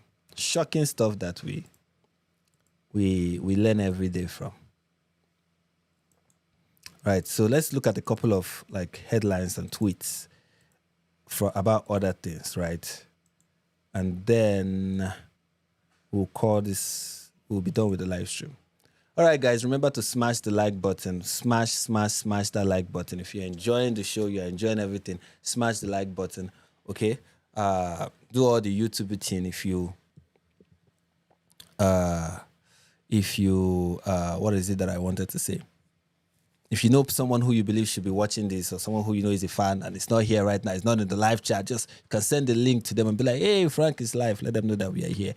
And also support the channel. You can support us by going to buymeacoffee.com/NIG Perspective. You can see it over here.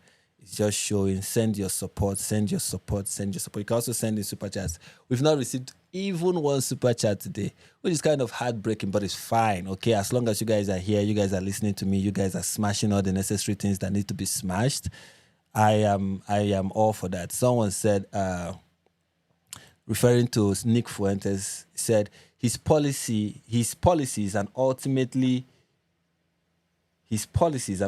contributed to the Holocaust. I don't even know what that is about. John is telling all of you to do the same thing I just said. Like the video, subscribe if you haven't. Please do all of that.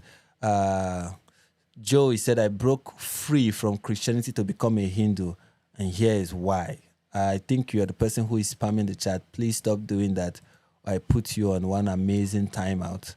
This person said, Islam was spread by the sword. Exactly. Unfortunately. But that is the truth. Islam spread by the sword. What else?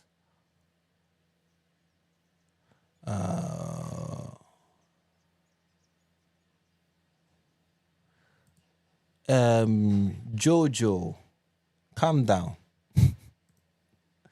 Oh, calm down. There's something we do in Nigeria where we tell somebody, calm down. Okay, when we say calm down to somebody, sometimes it might be a threat. Like, calm down. Stop spamming the chat, like John said. Okay, listen to my moderator and stop spamming the chat.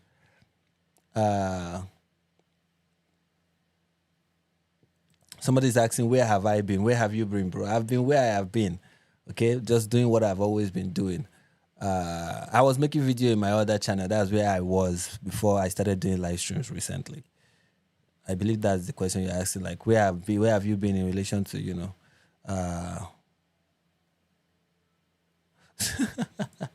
Jen said, sorry, Frank, I'm only a student and I've only so much money. Oh, it's fine. Wow, of course I'm joking.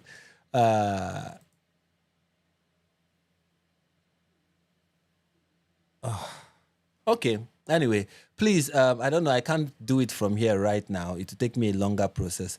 But please, what's your name? Sorry. John, please help me to put Jojo on timeout. Give him like a 30 minutes timeout. Please help me to do that. Thank you. Please. Living Crocs is saying, yes, bro, I've missed you. I've missed you guys too. Honestly, I have. And I'm happy that I'm doing this again, you know. All right, guys. Let's look at some of the things that I have prepared for us. Okay, so it turns out that Aisho Speed, as I was saying, is a Muslim. So this tweet said, Aisho Speed learning how to make wudu, that's Islamic washing, before prayer. And here Aisho Speed is, you can see him. I think he's in Saudi Arabia here. This is in Saudi Arabia, learning how to do the Islamic washing, the washing ritual before prayer. And here is another clip of him. Aisho Speed is spotted praying in a mosque during Ramadan. You can see him over here praying. And you can see that he's learning the whole thing. This is all new to him. And it's also new to me to find out that Aisho Speed is actually a Muslim. So here he is, doing all of that. And Muslims cannot wait. Of course, it's typical behavior for Muslims that whenever they see somebody doing something Islamic or somebody who is a Muslim, especially if the person is a celebrity, they rush over to that person like he's their savior, like he's their new Muhammad. I don't know why they do it. You know, Islam has this celebrity obsession. They are obsessed with celebrities a lot. They are obsessed with celebrities. So you can see in the comments, this Muslim is just one piece. Mashallah, may Allah show him the straight path of Islam. This video isn't new, but yes, he's doing it when he did do it when he was in Saudi. And, you know, I just like his curiosity. You know, oh, wow. You know, and, you know, they are putting him out there. He sees somebody who is already saying, Islam will dominate the world, inshallah. You know, I guess this is proof for them now that Islam is going to take over the world because Aisho Speed is doing wudu and is praying in a mosque in Saudi Arabia. And here is someone else, another Muslim, saying, so proud of him. This one is saying, what a guy, you know, and all whatnot. Now, one thing that the people who are like, the person who is posting this will not post is this. And I'm going to post it because that's what we do here. We post what the Muslims will not post, right? Here is Aisho Speed in Ghana. Hey, Chen, I love see your butter. I love see your butter. I love I don't know if you guys can see. This is him in Ghana. I don't want to download the video. No. What I want to do is to increase the video. Give me a second. I need to fix something with my. What's it called? With my Twitter. I think it's in data saving mode and is affecting the quality of the videos I'm playing from Twitter. It's making them look kind of pixelated. So hopefully, yeah, I think that fixes it. So let's watch this again. Hey, Chen, I love see your So yeah, here is Aisha. Hey, I'm not even sharing my screen. Look at that. I love Ghana. Oh, I love Ghana, chat.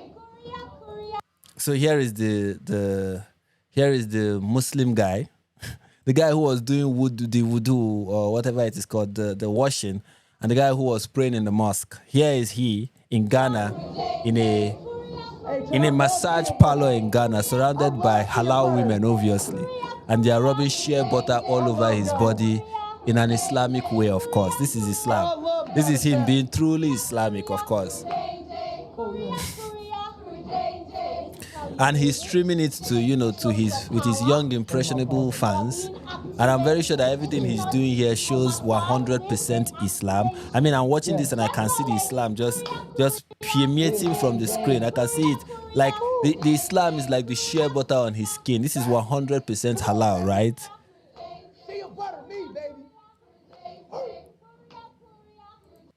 So this is the convert. This is the person that the Muslims cannot wait to claim because of that one time he went to the mosque. I don't know why Muslims always do this. I think it's a problem of this inferiority complex that they have. This desire to validate whatever it is that they are doing and validate themselves in whatever it is that they are doing. Trying to convince themselves that, what they are doing is what they are supposed to, like they are in the right religion. So always looking for that validation. They latch onto anything that validates it for them. No matter how bottom of the barrel it is, no matter how un-Islamic it is that the person they are latching onto is. It's the same thing they did with Andrew Tate. Remember when Andrew Tate took the Quran, put it on his groins while he's wearing a boxer and took a picture of himself and claimed to be reading it. Muslims are like, oh, look at Andrew Tate, he's so Islamic. And everyone else is like, but what he's doing right there is not even Islamic. You're not supposed to put the Quran on your groins. And look at him, he's doing that. Obviously, he's not reading this. This is a photo op. He's doing this just to, to portray himself as a Muslim so that you guys can keep quiet. And that seems to work for you people. It's the same thing with Aisha Speed. That one time he went to Saudi Arabia. That one time he was on camera doing the wudu. That one time he's in the mosque. And now that it is Ramadan, let's use it again to make ourselves feel good as Muslims. Look, here goes another influencer who is a Muslim. Even though few months ago he was in Ghana, and this was the clips that were coming out of his tour of Africa.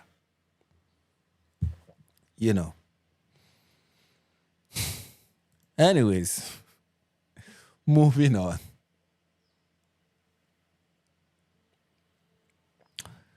All right, so I think we saw this a few days ago where Zura Mamdani posted this Ramadan promotional video. So this is the Ramadan promotional video that features a lot of Ramadan delicacies. Isn't that amazing? The fasting that features a lot of eating. Fantastic. Yeah, Ramadan Mubarak. Anyways, so he posted that, and this lady, Sana Ibrahimi, said, "Screw Islam, sincerely an ex-Muslim." Right? That was her post. "Screw Islam, sincerely an ex-Muslim." And of course, many Muslims were not happy with this. They are not happy with the fact that she even has the ex-Muslim thing there. And then these are some of the responses she got. She said, someone said, "Muslims are the largest allies of the American empire, and they have monarchies that you dream of having. Islam is an essential part of the empire. Deal with it." And then she replies, "Islam is always an enemy. Expansion is one of the core foundations of Islam. Screw you and Islam all together." Anyways, here are some of the responses that she also got from people who we are not happy with what she has to say. One of them is this guy that goes by Ryan Rose Biani. He said, "Ex-Muslims are the most insufferable people on this planet. They are the one friend that won't shut up about their ex. Move on, you loser." Which is very interesting. I think some of the things that I wanted to say, I already have someone like David Wood saying them. So let's just read what David Wood had to say. David Wood said, "Yes, Muhammad ordered us to execute you for living Islam. So you know that if we ever gain political power, we'll execute you. But you need to shut up while we spread Islam in order to gain the political power to publicly execute you." Exactly. It's how Muslims kind of behave. Like any ex-Muslim who is talking about Islam is just talking about Islam because they can't let go of their ex. No, it's their ex that can't let go of them. You know, Islam does this thing where it's like they do this reverse thing where they're the one doing something and then they reverse it and say you are the one doing it. So Muhammad said, anyone who leaves the religion, kill him. That is an actual hadith, and I'm going to produce it for you. In fact, this is how you can even find the hadith. Just go to Google and say, whoever leaves his religion, kill him. Hadith. And you're going to find it.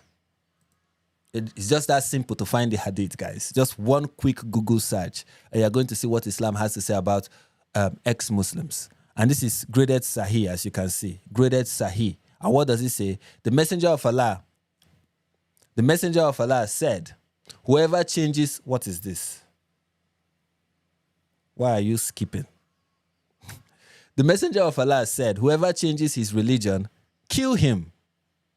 Whoever changes his religion, kill him. So an ex-Muslim, according to Islamic law, according to the Sunnah of the Prophet, according to credible Sahih hadiths, how you are supposed to be treated is that you are supposed to be executed. That is the treatment for you as an ex-Muslim. And then you have Muslims pretending like that is not the reason why ex-Muslims are always fighting the religion. It's like, oh, get over it. So they are the ones. It's Islam that cannot get over the fact that somebody leaves the religion. It's Muhammad who cannot deal with rejection. It's Islam as a religion that cannot deal with those who reject it. It's Islam that is that religion that is waiting for the one day to gain control over the world so that it can round up everyone who left the religion and execute them. That is the goal of Islam. That is what Islam wants to do.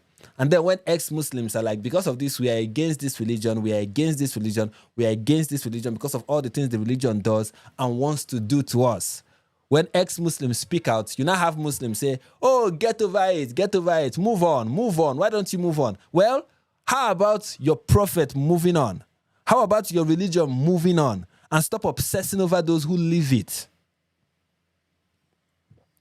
You know, and here is Harry Sultan saying the same thing. It is the other way around, you numbnut. Islam prescribes death penalty for ex-Muslim. Meaning, it's Islam is Islam that is the aggressive ex who wants to kill you for leaving him. Exactly. Islam is the aggressive ex that cannot get over the fact that you left him or you left her. That is Islam. Islam is that religion that cannot get over the fact that someone leaves. And then here is another person, the Muslim mom. Yep, completely obsessive weirdos. No one cares. We have millions upon millions of new Muslims on a regular basis. Yet your prophet and your religion cannot get over the one person who leaves and commands for their execution. How about that, the Muslim mom? And here is Bushra Shaikh saying the same thing. Of course, when you have retarded and ridiculous takes from people, you're always going to find Bushra Shaiks in the mix. And here she is, ex-Muslim in the West, seem deeply consumed. I think this was a tweet that was deleted, but she was responding to something similar. Ex-Muslims in the West seem deeply consumed by proving they made the right choice. Instead of simply moving on, their identity becomes anchored in anger and opposition. It's so sad, really. The obsession is deeply unhealthy, probably why so many are mentally unstable. No, that's not true, Bushra. If there's somebody who is unstable, if there's an ideology and a group of people who are unstable, it is Islamic ideology that is unstable because it is obsessing over them. It is obsessing over those who leave. And it's people, pious Muslims, who are looking forward to killing non-Muslims that are the ones who are obsessed. And let's not pretend like that is not a real thing, right? Let's not pretend like that. Just give me a second and I'll give you a latest example of that. A latest example, like recent one. Like a recent example of that. Just give me a second. Let me pull up the news headline. From Uganda. These are the people who want you to believe that, you know, non-Muslims are the ones who are obsessing over them. But here is a news headline from Uganda, reported by Jihad Watch. Muslim stabs his son to death with long knife for converting to Christianity from Islam. Okay, whenever they tell you that, oh, it is the ex-Muslims that are obsessed with Islam, this is the reality. No, it is the other way around. The Muslims are the ones who are obsessed with those who leave the religion. Islam is the ideology that is obsessed with anyone who leaves the ideology. The death penalty for apostasy is part of Islamic law. It is based on the Quran. They wish you would disbelieve as they disbelieve, so you would be alike. So do not take from among them allies until they emigrate for the cause of Allah. But if they turn away, then seize them and kill them wherever you find them, and take not from among them any ally or helper. A hadith depicts Muhammad saying, whoever changed his Islamic religion, then kill him. Sahih Bukhari.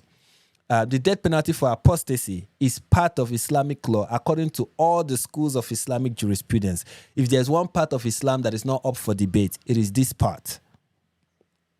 This is still the position of all the schools of Islamic jurisprudence, both Sunni and Shia. Sheikh Yusuf al-Qaradawi, the most renowned and prominent Islamic scholar in the world, has said the Muslim jurists are unanimous that apostates must be punished, yet they differ as to determining the kind of punishment to be inflicted on them. The majority of them, including the four main schools of jurisprudence, Hanafi, Maliki, Shafi, and Hanbali, as well as the other four schools of jurisprudence, that's the four Shia school of whatever, and all these schools, agree that apostates must be executed. This person also once famously said, if they had gotten rid of all the apostasy punishment, Islam wouldn't exist today. That is according to this scholar. That's Yusuf al-Qaradawi. According to him, he once famously said that if Islam had gotten rid of the apostasy punishment, Islam would not exist today. And that is why recently we have Muslim in Uganda kills his adult son for accepting Christianity, according to the Morning Star News on February 19, 2026. Those who are crying about this tweet, where are they? Where was this tweet from? From the February 18. Okay, February 18 was when this tweet was made. Those who are responding on February 18. Only for the next day, February 19, we have this news coming out of Nairobi, Kenya. A Muslim in Uganda stabbed his son to death with a long knife for converting to Christianity last month, sources say. Ahamada, 62, of this district, killed his 33-year-old son, Hamba Juma, with a long knife known locally as a panga on January 28 in Inganga district along the Kailiro Iganga Road, about 5 kilometers from Iganga town, said the slain man's wife. Hamba Jumba was the father of 4 children, aged 12, 10, 7, and 3. When he reached there, my father-in-law picked up the panga and started cutting my husband, and he disappeared, the wife said. But it seemed that it was a planned move because immediately people tried to look for him and they couldn't see him. A neighbor told her that he previously saw a motorcycle rushing at high speed into town from the wilderness, she said. We suspect that maybe he was the one helping him to escape the scene of the crime. The wife said tearfully, my husband screamed for help. We tried to make it to the hospital, but there he was pronounced dead. The wife said her husband was killed because he and she had converted to Christianity from Islam. My father-in-law, together with other family members, have been insulting us, sending us harsh words, promising to kill all of us for leaving Islam, she told Morning Star News. At this writing, police had not investigated, and I hope they do, because this is Kenya and this is not to be permitted or tolerated. But here is the reality, folks. Here is the reality of what it means to be an apostate of Islam. So don't fall for the gaslighting from Muslims, where they try to convince you that actually you are the one who has a problem as an ex-Muslim for pointing out that the religion wants you dead and you do not support the religion. And yes, you have every right as an ex-Muslim to say, screw the religion. You are not the obsessive ex. Islam is the obsessive ex. Muhammad is that obsessive ex. Sorry. When my mouth is dry, it is difficult for me to pronounce certain words.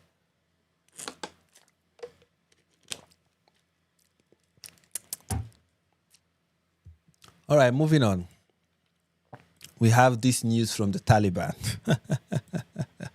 The Taliban has legalized domestic violence with new laws allowing husbands to beat women as Afghanistan descend into the dark ages.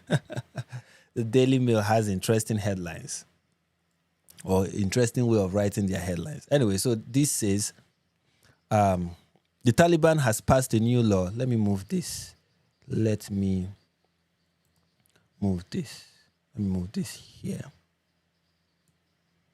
All right. Okay. The Taliban has passed a new law in Afghanistan allowing husbands to beat their wives as long as there is no serious bodily harm in a new criminal code published by the group. The 90-page penal code signed by this person, the Taliban's supreme leader, set out different levels of punishment for people depending on their standing in society. Article 9 of the code divides Afghan society into 4 categories: religious scholars, the elites, the middle class, and the lower class. It appears to create a caste system in which offenders are categorized as either free or a slave, with women being placed in the same level as slaves. Of course, this is in accordance to Islamic law.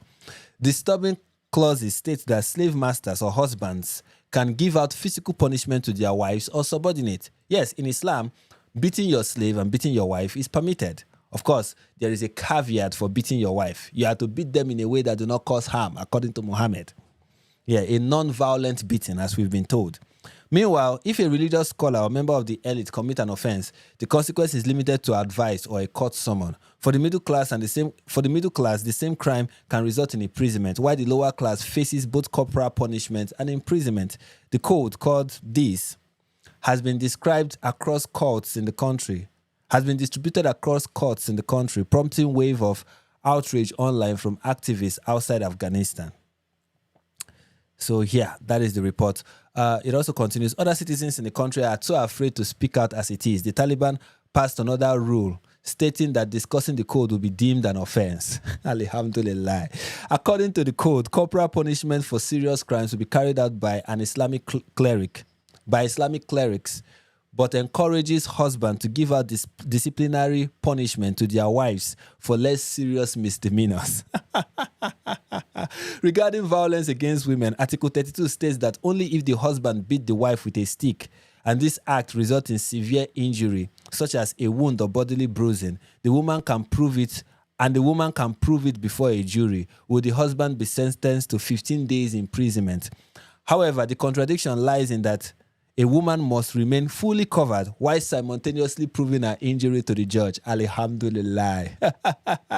Yes, okay, your husband has beat you, you have gotten bruises. Yes, come and prove it to us, but as you are proving it to us, we don't want to see any part of your body. We show no skin, show nothing, but prove it to us that you have been beaten by your husband. Is this not fantastic? Is this not fantastic? This is how you know that Islam is here to bring feminism. Okay, whenever they tell you that Islam treats women better than any other religion in the world, this is what they are talking about, of course. Right? Anyway, it continues. She's also required to be accompanied by a male chaperone, which is usually the husband himself. So yes, for her to move to the court to defend herself and to prove, not to defend herself, but to make her case and to show that her husband has bruised her, she has to be moved. She has to go to the court with a male chaperone, and the male chaperone has to be her husband, the very person she's about to accuse. Is this not very liberating for women? I mean, how else do you define liberation? If this is not liberation, then nothing else is liberation, okay? She's also required to be accompanied. Okay, we've read that. The new code also does not condemn or prohibit sexual or psychological violence against women. In addition, the code stops women from seeking refuge with their family to escape violence at home. I mean, the women in Taliban are really living their best lives, aren't they? I mean, this is the peak of feminism, okay? This is the peak of female liberation. This is the pinnacle of it. Human rights movement, this one, said that Article 34 of the code states that a woman who repeatedly goes to her husband's house or that of other relatives without the permission of her husband and does not return home despite her husband's request faces 3 months in prison. Her family and relative will also face punishment. Writing on X, U.S. Special Rapporteur on Violence Against Women and Girls, this person said of the new law, the implication of this latest code for women and girls is simply terrifying. The Taliban, however, have understood and understood correctly that no one will stop them. Will the international community prove them wrong? And if so, when? The new penal code comes as Islamic laws in Afghanistan has become so restrictive that even barbers are facing detention for cutting men's beard too short. You must be Islamic by fire, by force. You must.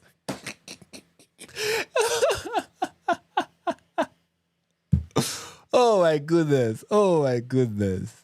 In January, the Minister for the Propagation of Virtue and the Prevention of Vice. I mean, this is a real thing in Afghanistan. The Ministry for the Propagation of Virtue and the Prevention of Vice said it was now obligatory to grow beard longer than a fist, doubling down on an earlier order.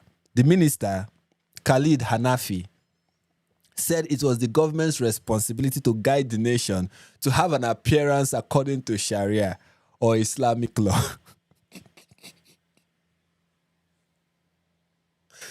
Alihab Takbir, Allahu Akbar, Takbir, Takbir. Oh my goodness, this is so outrageous. This is so outrageous. Anyways, officials tasked with promoting virtue are obligated to implement the Islamic system, he said. In an 8-page guide to imams issued on November, prayer leaders were told to describe shaving beards as a major sin in their sermons. Yeah, it is a major sin to shave your beards, according to the time. Look, okay, in all honesty, this is, if you're talking about extreme, this is extreme. Even for an extremist, will look at what the Taliban is doing and say this is extreme. Okay? Even an extremist will say this is extreme. Okay? The only extreme form of Islam is the Taliban. Every other form of Islam, whether you call it Hamas, you call it ISIS, the Taliban is more extreme than ISIS. They are more extreme than ISIS. Okay? The religious affairs minister's argument against trimming states that by shaving their beards, men are trying to look like women. Yes, this is a form of trans ideology in Afghanistan. Is for a man to shave his beard. Okay, when you shave your beard as a man in Afghanistan, you are similar to a man in New York who puts a lipstick and who goes on heels while having a full beard. That is trans ideology, and they are fighting back. Okay. They're fighting back. Last year, 3 barbers in Kuna province were jailed for 3 to 5 months for breaching the ministry's rules, according to a UN report. Alhamdulillah. Alhamdulillah. I mean, these people's piety is unmatched. It is unmatched. Anyways, let's proceed. According to this person, this is a Nigerian, so this is not Islam. To an extent, he has a point. Of course, this is borrowing from Islam, but this is going too far. This is going too far. Even I would say it, that this is going too far. I have to admit, okay, that this is going too far. This is going way too far. Let me move my stuff back. Let me move it to its rightful place. All right. Looks like this stuff is better off for this other side. Anyways, I'll still keep it here. So he said this is going too far, and he has a point. It is. Okay? It is. It is way too far.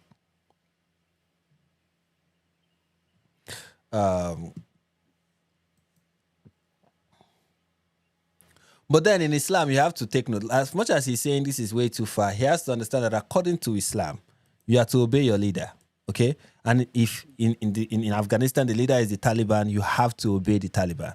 Okay? You have to obey the Taliban. And if the Taliban are... And although theirs is extreme, but there is nothing in Islam that stops them from being this extreme. It's also another thing I need to point out.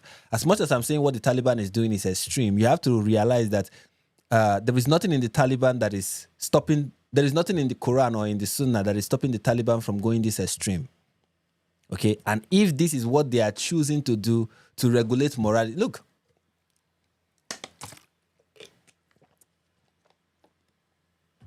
Let me see. Let me get the Quran verse. for you guys so that you understand in what sense what the Taliban is doing is Islamic. Okay. Men and women, the verse says men and women are allies of each other. Quran verse. I think it's in Surah 9, but I don't know the actual verse. So I want to get, Quran 9 verse 71. Right? So I want you guys to understand what the Taliban is doing and how they can justify it under Islam. Because every crazy thing you see Muslims do, there is always a justification for it. And this is how the Taliban can justify this. Justify what they are doing. Justify their extreme moral, Islamic morality that they are trying to enforce. Okay?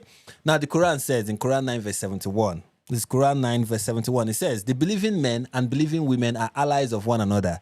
They enjoin what is right and forbid what is wrong. They enjoin what is right and forbid what is wrong, and establish prayer and give zakat and obey Allah and His Messenger. Those Allah will have mercy upon them. Indeed, Allah is exalted in mind and wise. So the Taliban can say that their morality ministry, their ministry of promotion of virtue and prevention of vice, is trying to do this. They are trying to enjoin what is right and forbid what is wrong. And in promoting morality, the Taliban, which is an Islamic government, have decided that the best way to do it is for men to shave their beards. And if the ruler has said it, then you have to obey it. You have to obey it, especially if he's an Islamic ruler. Now, you can say his interpretation is too extreme, but if he's an Islamic ruler saying it, you have to obey him.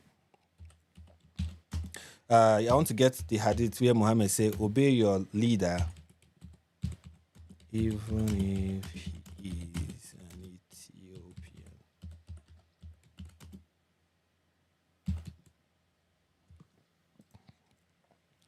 Okay, so I'm trying to get that hadith so that you can see what Islam stipulates. This is from Sahih Bukhari. It's in Sahih Bukhari, but I'm going to read it from Sunan Ibn Majah 2661, right? It was narrated from Hussein that she had the Messenger of Allah say, even if the one appointed over you is a mutilated Ethiopian slave whose nose and ears have been cut off, listen to him and obey, so long as he leads you according to the book of Allah. So long as what the person is saying to you and what the person is telling you to do is not contrary to what you find in the Quran, so long as he's not like going against the Sunnah, you have to obey him. You have to listen to him. Even if he's an Ethiopian slave who has been mutilated and whose nose and ears have been cut off. I want to get the Sahih Bukhari hadith on this because I think that says it very well.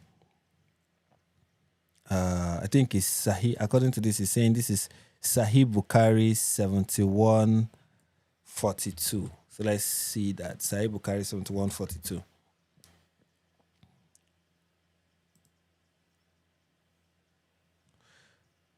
And of course, this is from Sahih Bukhari. Allah's Messenger narrated Anas bin Malik, right? Allah's Messenger said, you should listen to and obey your ruler, even if he was an Ethiopian black slave whose head looks like a raisin.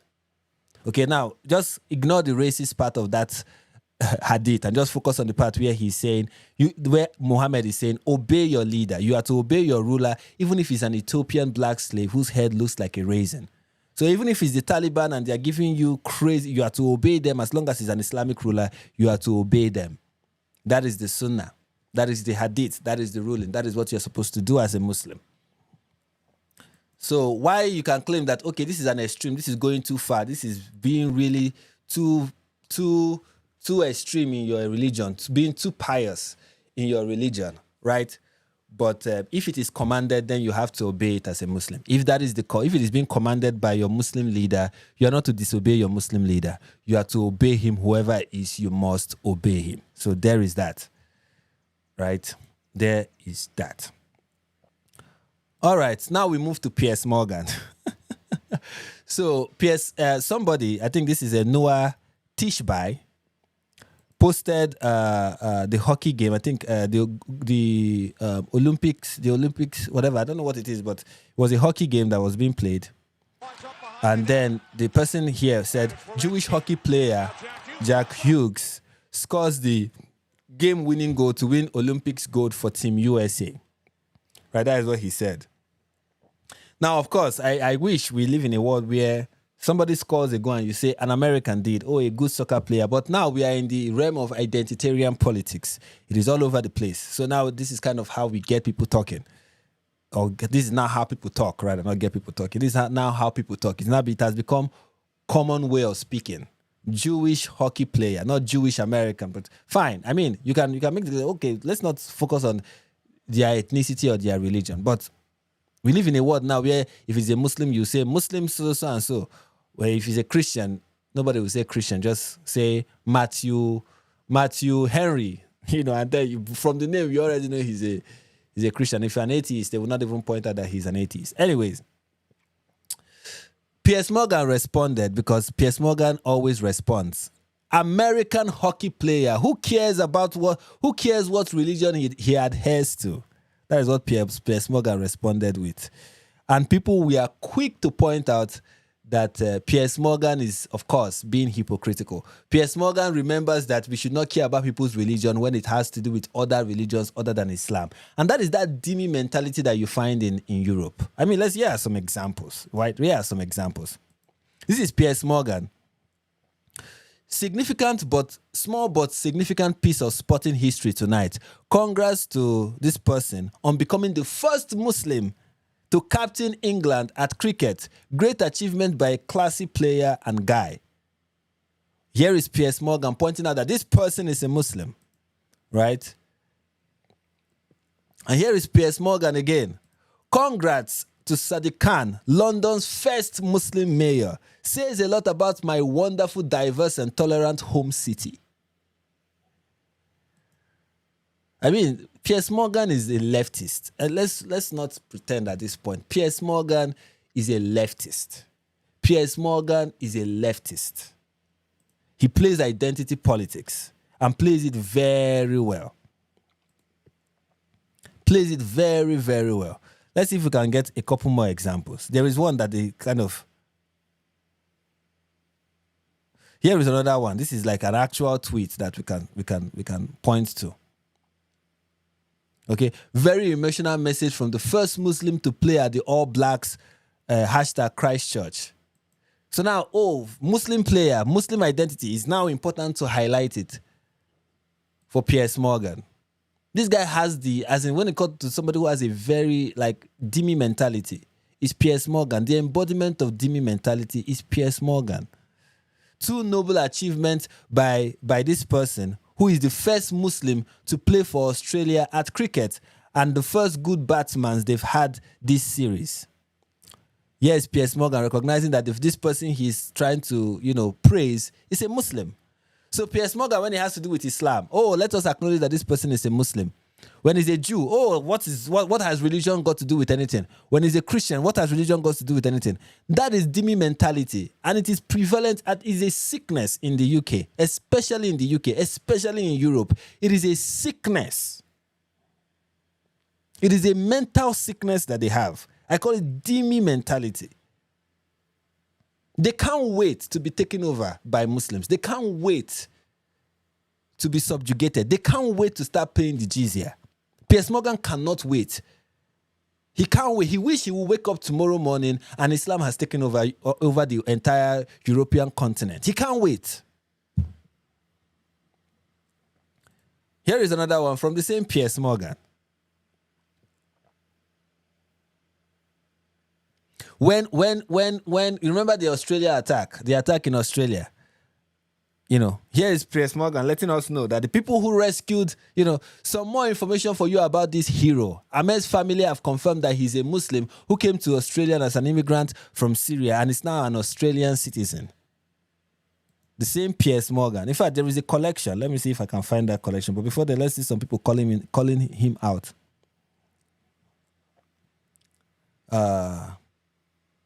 Here is one. There is a collection. Like somebody took a screenshot of all. Is this the one? No, this is not the one. Give me a second. Let me find it.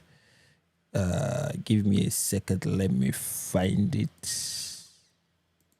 Yep. I can't.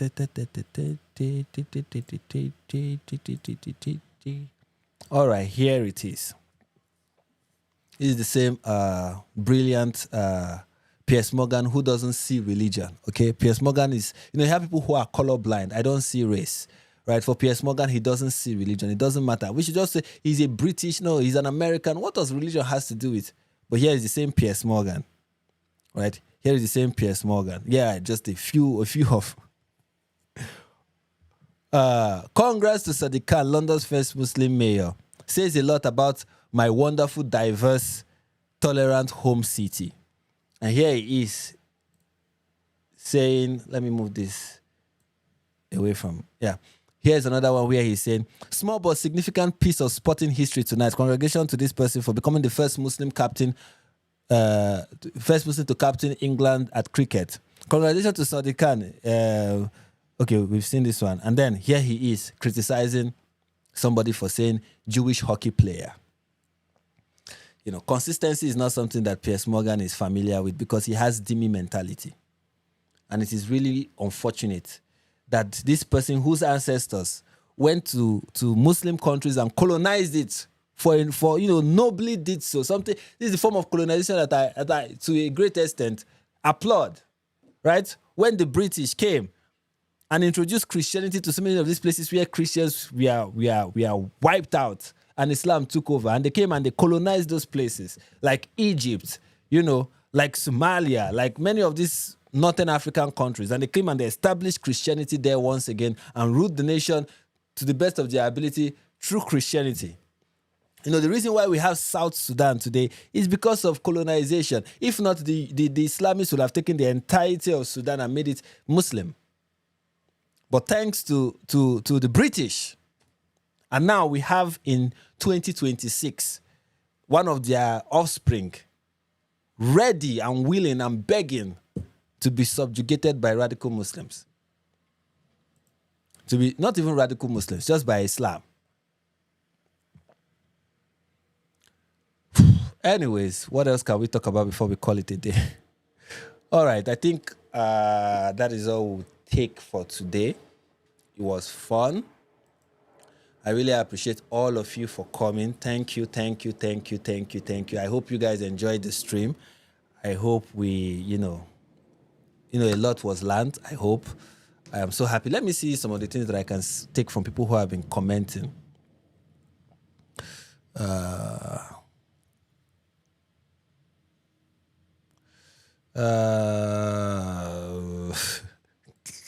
Jack said Piers Morgan is a certified idiot. That is not nice. Anyways, it was fun. I really appreciate all of you. Thank you for hanging out with me. Thank you for coming to my live stream. Thank you. Do everything that John is telling you to do. You can subscribe to my other channel. That is Bliss of Jihad, and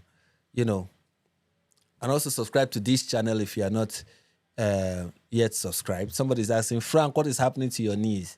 Nothing. I just I'm tired of sitting here for a very long time. That's why I kind of raise my knees. Nothing is happening to my knees. Does it look like something is happening to it? Nothing. Okay. And then someone else said, Piers Morgan is a certified hypocrite, 100%. He's a certified moron. Honestly, Piers Morgan is just a certified moron. Anyways, guys, it was fun. And we'll see you again. Thank you all. Before we leave, I want you to understand from many of the things we have seen, I talk about, the cultural implication of what Islam creates. What did we talk about? We talk about Sneako. We talk about the stupidity that we see from Muslim influencers, the hypocrisy, the lack of understanding, the foolish argument. And these things are not because these are just stupid Muslims. No, it's kind of, as we always say on this live stream, it's kind of inherent in the religion. It's the accurate manifestation of the religion. Okay, that's kind of the point I'm trying to make. And yeah, that's the point of this entire live stream. So stay away from Islam. Stay away from this evil mentally damaging and morally destructive ideology. And not just stay away from it and become an atheist, because I don't think that is helpful. Come to Christ, come to the one true God, come to the Lord Jesus Christ. He's your Lord, he's your Savior. He came, he died for you, he laid his life for you so that you can have a new life, so that you can, live life the way you were designed to live it, which is to please God, to please the Father. And that is what I'm calling you to. I'm calling you away from Islam. I'm calling you away from the stupidity that Islam creates and attracts. And I'm calling you to the wisdom that is only from above. That is the wisdom that is found in Christ Jesus. The wisdom that was manifested in the death, burial, and resurrection of our Lord and Savior Jesus. I'm calling you to that because that is better than anything else. Okay? It is the only thing that matters. It's the only thing that actually makes sense experientially. And I call you to that life. Okay? Have fun. Have a very wonderful day or a very wonderful night. And until we meet again, peace and love. And thankfully, I'm grateful to God. I really want to give a testimony. I am grateful to God that this live stream went well, that this live stream was not interrupted. And I did not use StreamYard. I used my Streamlab. It is working now and it is working perfectly. I am so happy. You have no idea just how happy I am to see that this is working very well. I am so happy. Thank God. Thank you all. And